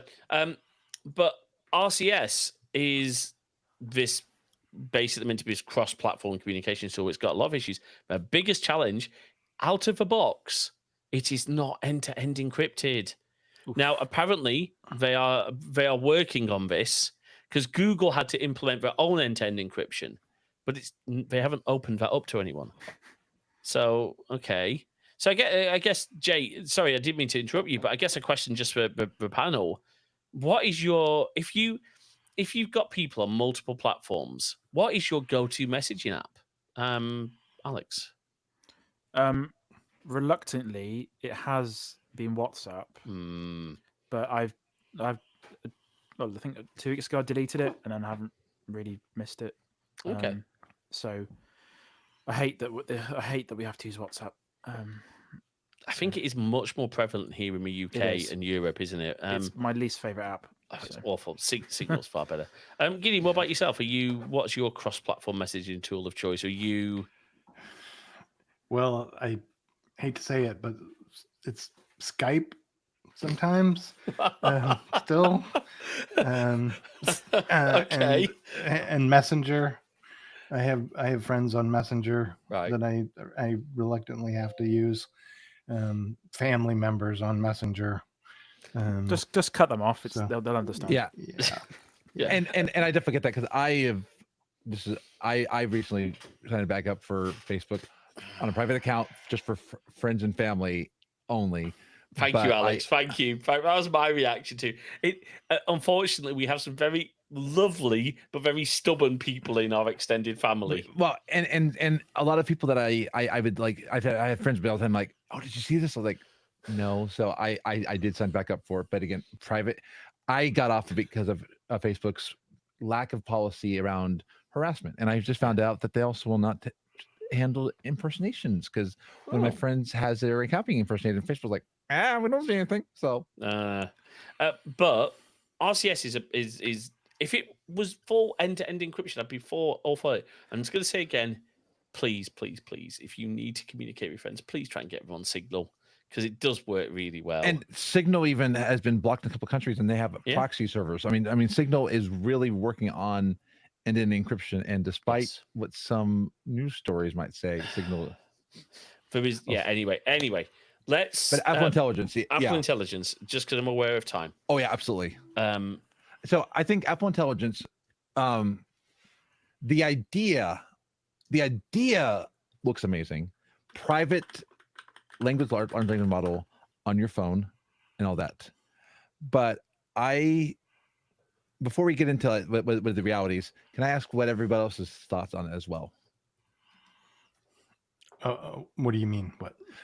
Like when you've heard about Apple Intelligence, or you see, what's your take on it? That's such a loaded question. It really is. That's what we're here for. We could talk for another 2 hours on that. It's really, I have so many thoughts about it. I am all for artificial intelligence to make my life easier. I am not for artificial intelligence to take away my agency and my creativity. I don't want it to write things for me. I don't want it to create images for me. Not even emoji. I don't want to create emoji in messages and send them along out of thin air. I mean, I'm sure that's fighting against the machine. I'm sure millions of people will love it, and it'll fly off the shelf. That thing doesn't harm me, and it's not as bad as people just using AI that's trained on other people's creations unethically to create stuff out of whole cloth. These things are night and day different. And I never really expected Apple to bow to that kind of stuff. And I'm not sure what exactly form it will take when it finally does ship. It seems like Apple will limit the use of Image Playground with AI when it finally does ship, but I'm not sure, as none of us are, because it hasn't shipped yet. Right. Do I want AI to rewrite my messages to you guys when I type it in messages? No. I mean what I say. I mean, we all do. So I don't know. I'm really conflicted about it. Can I pose one slight rebuttal to that?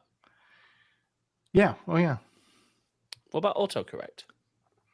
Yeah, I mean, autocorrect is artificial intelligence, right? And helping you grammar. And I'd be a hypocrite if I said I haven't used AI. I have, especially in coming up with rephrasing of something, or as a thesaurus for something. Like I know what I want to say, but I can't quite figure out the words for it. So I ask ChatGPT or whatever, tell me another word for this, or give me another way to say this. Yes. And then I'll tweak it, and then I'll post it. I wouldn't post it right out of the screen and stuff like that. So you mean you wouldn't submit a piece of AI work without checking it? Maybe, for example, for a final assignment, there will be a link to a podcast. I absolutely cannot imagine what it must be like to be a teacher right now. Can you I imagine what it must be to be a professor at a university and try to ask your students to do work? It must be absolutely maddening in order to do that. I don't, I caught a colleague at work who's in our customer service team using ChatGPT to answer a customer email. on a now again, some people in this call know who I work for and know the industry I work in. Do you think that ChatGPT is an appropriate tool for that industry? I mean, for myself, like I myself don't have a problem with having, like, we have a knowledge base at the Icon Right. Factory. People have technical questions all the time they need answered, and we can't think of every question that they could possibly Right. ever ask. And so if a artificial agent could answer that question without having to bother me or another person on my team and answer it correctly, that's the key point. Not give them misinformation or make it worse without supervision, without people looking, at the actual answer. Then I'm all for it. You've hit the And nail on the also and finding things. AI, if AI can narrow a search down very, very quickly and find the thing you're looking for out of billions of records, hallelujah, that is awesome. I'm all for it. Again, it is not the same as writing something for me. It is not the same as replying or speaking to a customer for me. That is not the same. It's just not. And know. You'll never convince me that that's a good thing. No, Well, and like, sorry, go on, and John. like, and if I have, whenever I have used AI, I strictly use it through DuckDuckGo's browser, because through their browser you can do their desktop browser, you can do chat, but that is never stored. That is all private. And again, it's looking at the information and again checking it out. Exactly, right. And Gideon made two good points, a really, really key point correctly and not misinformation. Now, I do think that when we're talking Apple Intelligence, the idea of it's built on your data, your context, and only processed for you is a good thing. I love the fact that when it needs to go off to extra compute resources, that's effectively your own little private AI cloud. Am I the only one who's really, really, really excited that that's all powered by Apple Silicon? Yeah, I love that. That's very cool. Yeah. And ATP brought up an interesting so there's what I'm interested to see is the real way to use this, because ATP had one where it was trying to guess a customer. There was a message summary and somebody had a username that was at museum something, and it thought that the person was talking about UK museums. It had nothing to do with the phrasing. So the issue is the assistant. One of the people on ATP said, made a good point. If you're trusting, if you have to double check your assistant, they're not saving you time. People hire in-person assistants to save them time because you trust they're going to do that. What they are giving you is going to work. Right. I mean, some people have said in a beta of Apple Intelligence, oh, it's really messed up my email summary. Well, yeah, because it's still learning, it's still in beta. Is it going to be perfect all the time? No. Are the things that I kind of like the idea of it doing? Maybe, but I'm not going to rely on it. And I'm certainly glad that it will ask consent before going off to services like ChatGPT. Mm-hmm. I guess the proof will be in the eating, won't it? We will see. So just remind me, when's it launched in the US? When do you lovely people get it? I am checking that. In January or something. I'm not sure. Well, we get it in December, so I'd hope you get it before we do. I think it's starting next month. Next month, so October. Okay, so maybe that's another discussion for us to have. Is maybe January time when we've all actually had a chance to play with it. Maybe we gather a group together. I'd be very interested to see some of our, because obviously Catherine Flick would be a great person to talk to on this. We have done lots of episodes on AI, by the way. And the reason I made the joke, and Gideon said about being tough to be a professor. We've got family experience of the really, really bad side of that happening. So yeah. And can I say one thing as a college student? This last course, there were so many AI checks on it. I when I submitted it, it was saying to me many times, we're checking for AI for plagiarism, and and if none of it came back, Right. but it was Well, it was just so interesting that like it has already become that ingrained in our culture. I think Absolutely. the more I think about this, this seems to me like there's going to have to be a fundamental sea shift in education because of this. Professors are just not going to be able to say, go write an essay for this and turn it in next week. You can't do that anymore. No. It's going to be more like, let's sit down and you tell me about this subject right now, here. Tell me, and that's how they will get graded. That's how whether they will pass or fail. And no help, no looking at your phone, no going off, no anything else. You have to prove to me right now. Let's have a debate. Let's have a discussion or something like that to prove to me that you know the topic at hand and you have a depth of understanding of it. And I don't know if that's actually what will happen or not, but that seems like it's where it has to go to. Yeah. Does it not? I mean, well, can I add? Now that you mentioned that explains why this course was so different. I won't explain like what but it was a lot of experiences. They wanted a lot more. What do you think on this? And that explains why it was such a weird course compared to what I was used to. And they wanted to know, did you grasp material and in your own words? And so, yeah, I think I'm starting to see it. I think that look, I was never good at exams in school. If someone had sat me down and said, look, explain how a computer does this, I go, oh yeah, it does this. It flips the quantum inversion. It uses the LCARS network and the isolinear processor. And the flux capacitor. That's it. Wrong sci-fi, but that works. I know. Good. Anyway, look, I'm very conscious of time because I know we try not to make these episodes longer than the Apple events themselves. I think it is the biggest challenge in Apple-related podcasting. How do you keep a Apple event podcast shorter than the event itself? I think we're doing okay at this point. But is there any sort of, as we wrap out, is there any closing thoughts on kind of... Oh, actually, there's one thing I wanted to very quickly bring up that Jay brought up and made up. There's been a bit of an uproar because one of the things in iOS 18 is you can now hide apps, right? Yes. And lock them. Well, there's a lot of stuff that's been going around saying, well, this is actually helping cheaters, adulterers. I think that is completely the wrong take because yes, it could, but also, doesn't it help people who are in an abusive relationship who need to hide critical apps? Like, for example, Signal. Go on, Jay.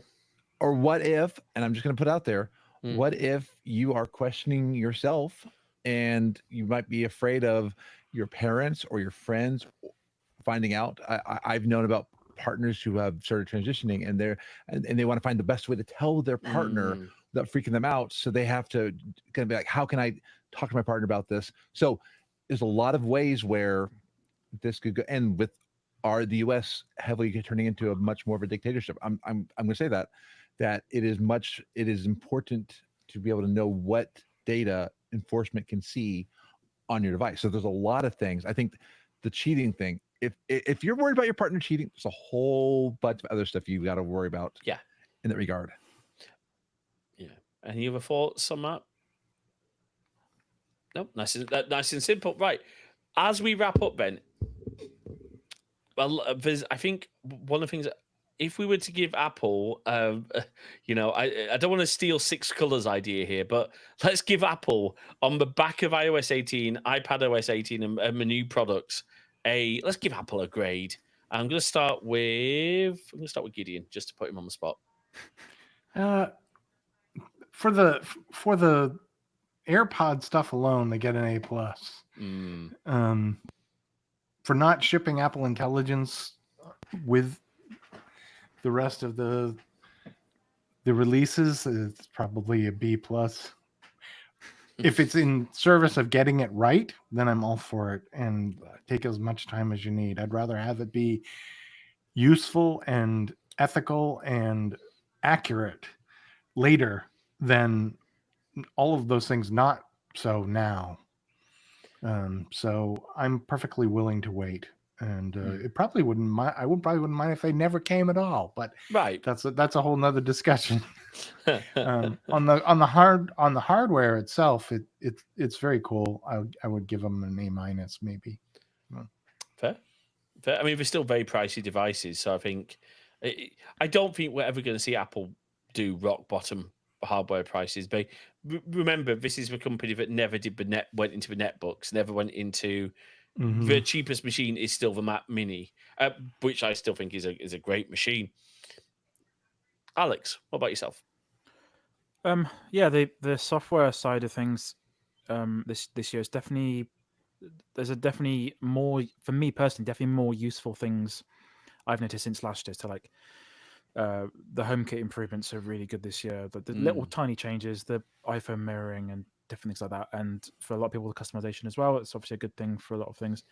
Yeah, the software side of it's it's a solid effort this time around. The phone stuff, so hardware related. I don't really know how to score the. I'll do numbers if that's all right. Yeah, I sure. don't really know how those the letter things work.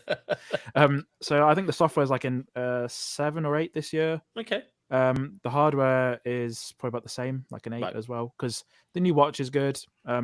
Nice sort of improvement in places, and then the phones.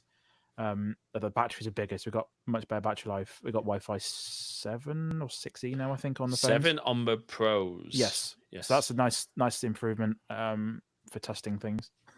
Yeah, it's a solid event. It was a little bit too long, as we mentioned earlier, but because I was sat on the sofa watching it, I was like, it's like watching a really long movie. It's like, is it going to finish anytime soon? But no, it's a solid effort. It's always something I look forward to, the events and the Apple events, even though we don't write about it as much as I used to. But yeah, no, fair enough.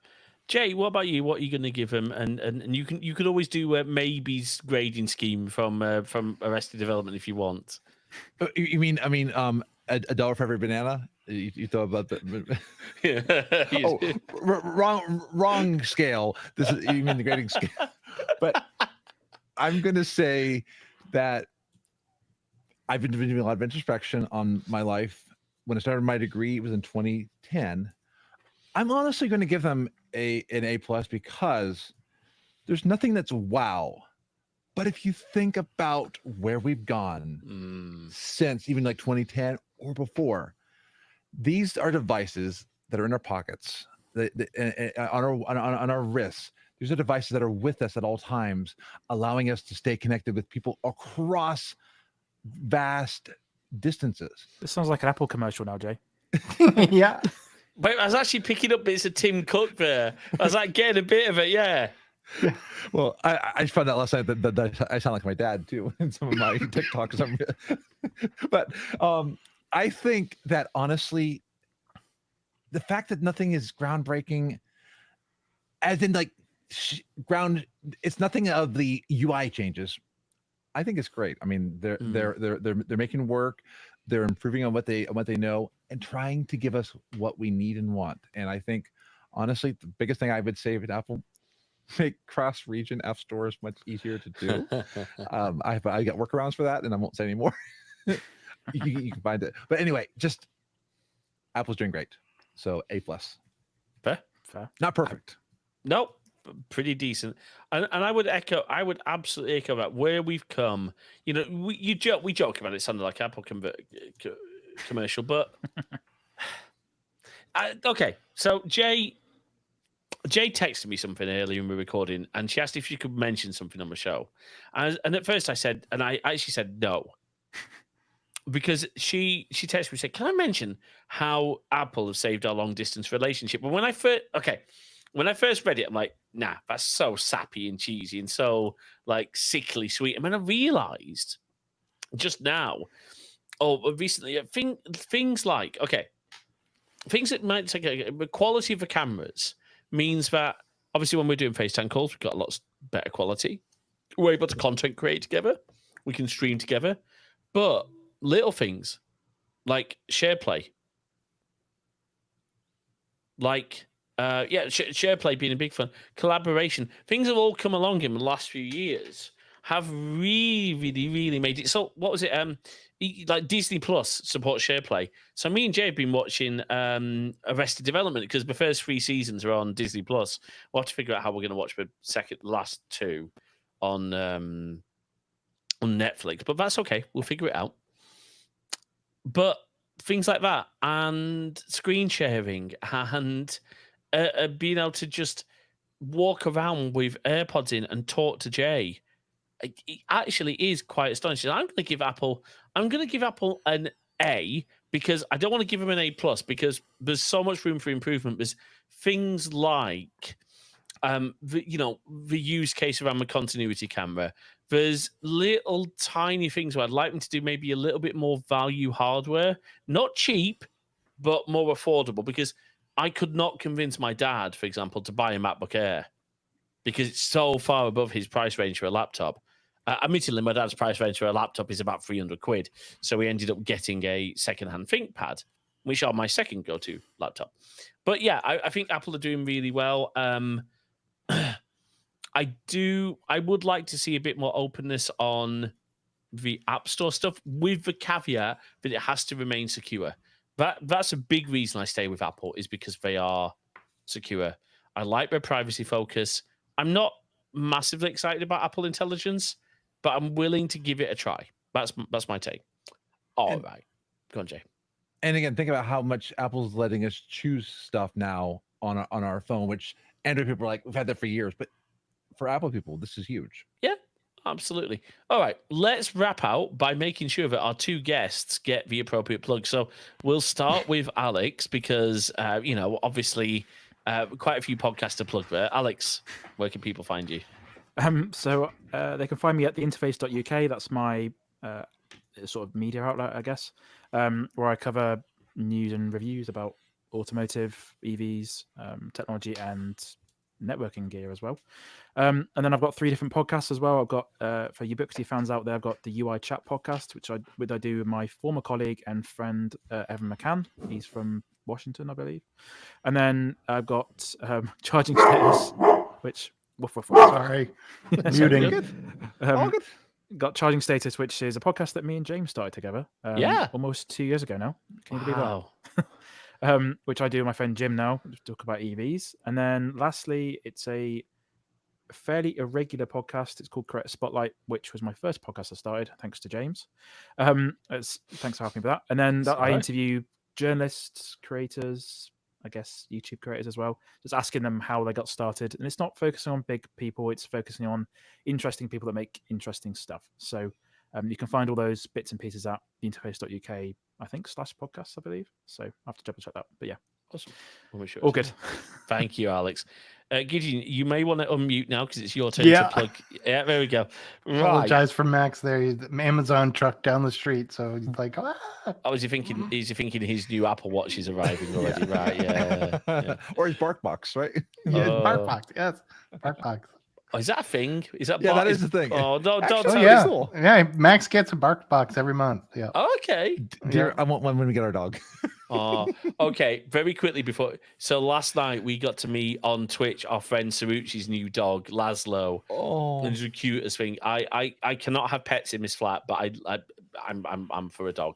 Anyway, apart from Max's recommendations, Gideon, where can people? Well, first of all, I guess, what do you want to plug this time around? Because you've got quite a few apps and services that you might want to plug. I don't know how far we are on Tapestry, but by all means, share away. Yeah, I mean, Tapestry is the Kickstarter that we started earlier back in the spring to try to bring your social media into a unified timeline. All of your blogs, your YouTube, your Mastodon, all of that. It got funded and it's going really well. We're getting in the home stretch. We're going to do everything we possibly can to get it out before the end of the year. So when I have more information about that, I hope you'll have me back on. But getting there, we're close. Kickstarter backers have had weekly builds since July. and they're I very used to happy talk to you with about it. that because I thought we backed at that level, but I don't think I'd be. Maybe we didn't. I should talk to you about that off. Yeah, Yeah. a lot of people did, but then they signed up with Kickstarter they use their Apple Relay addresses, Yeah, and that's what I did. those things are horrible. They get lost. Their test flight emails get lost and everything. Oh, I will ping you offline and we will see if we can sort that then. But yeah, very, very excited. But you've also got other stuff like. Oh, we have lots of apps. If you want to see all of our apps, you can go to apps.iconfactory.com. That's the easiest way. And they're all there. We have games and utilities, a wallpaper app, Wallaroo, that lets you quickly set your wallpaper on your iOS or Mac OS desktop.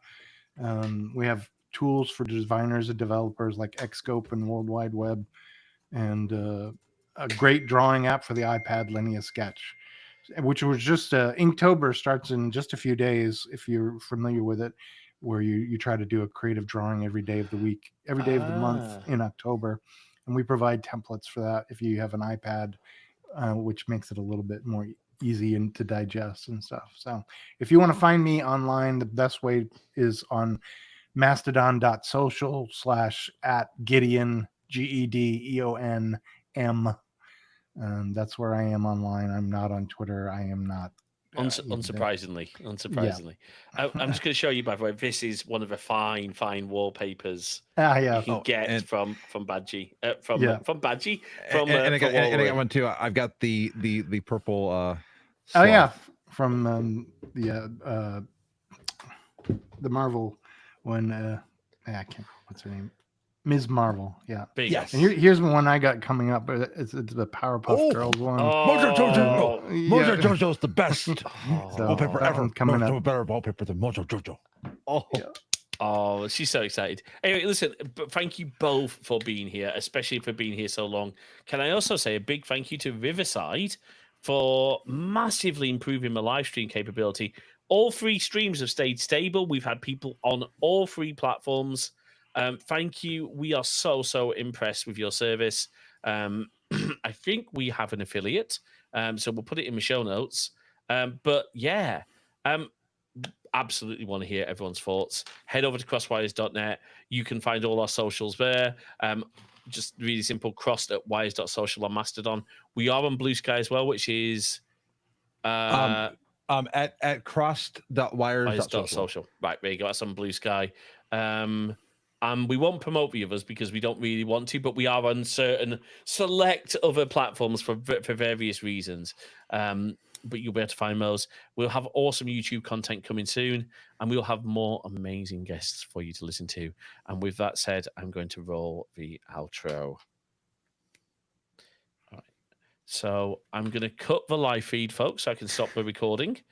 So thank you, everyone. Bye, streams. Bye, streams. Yeah.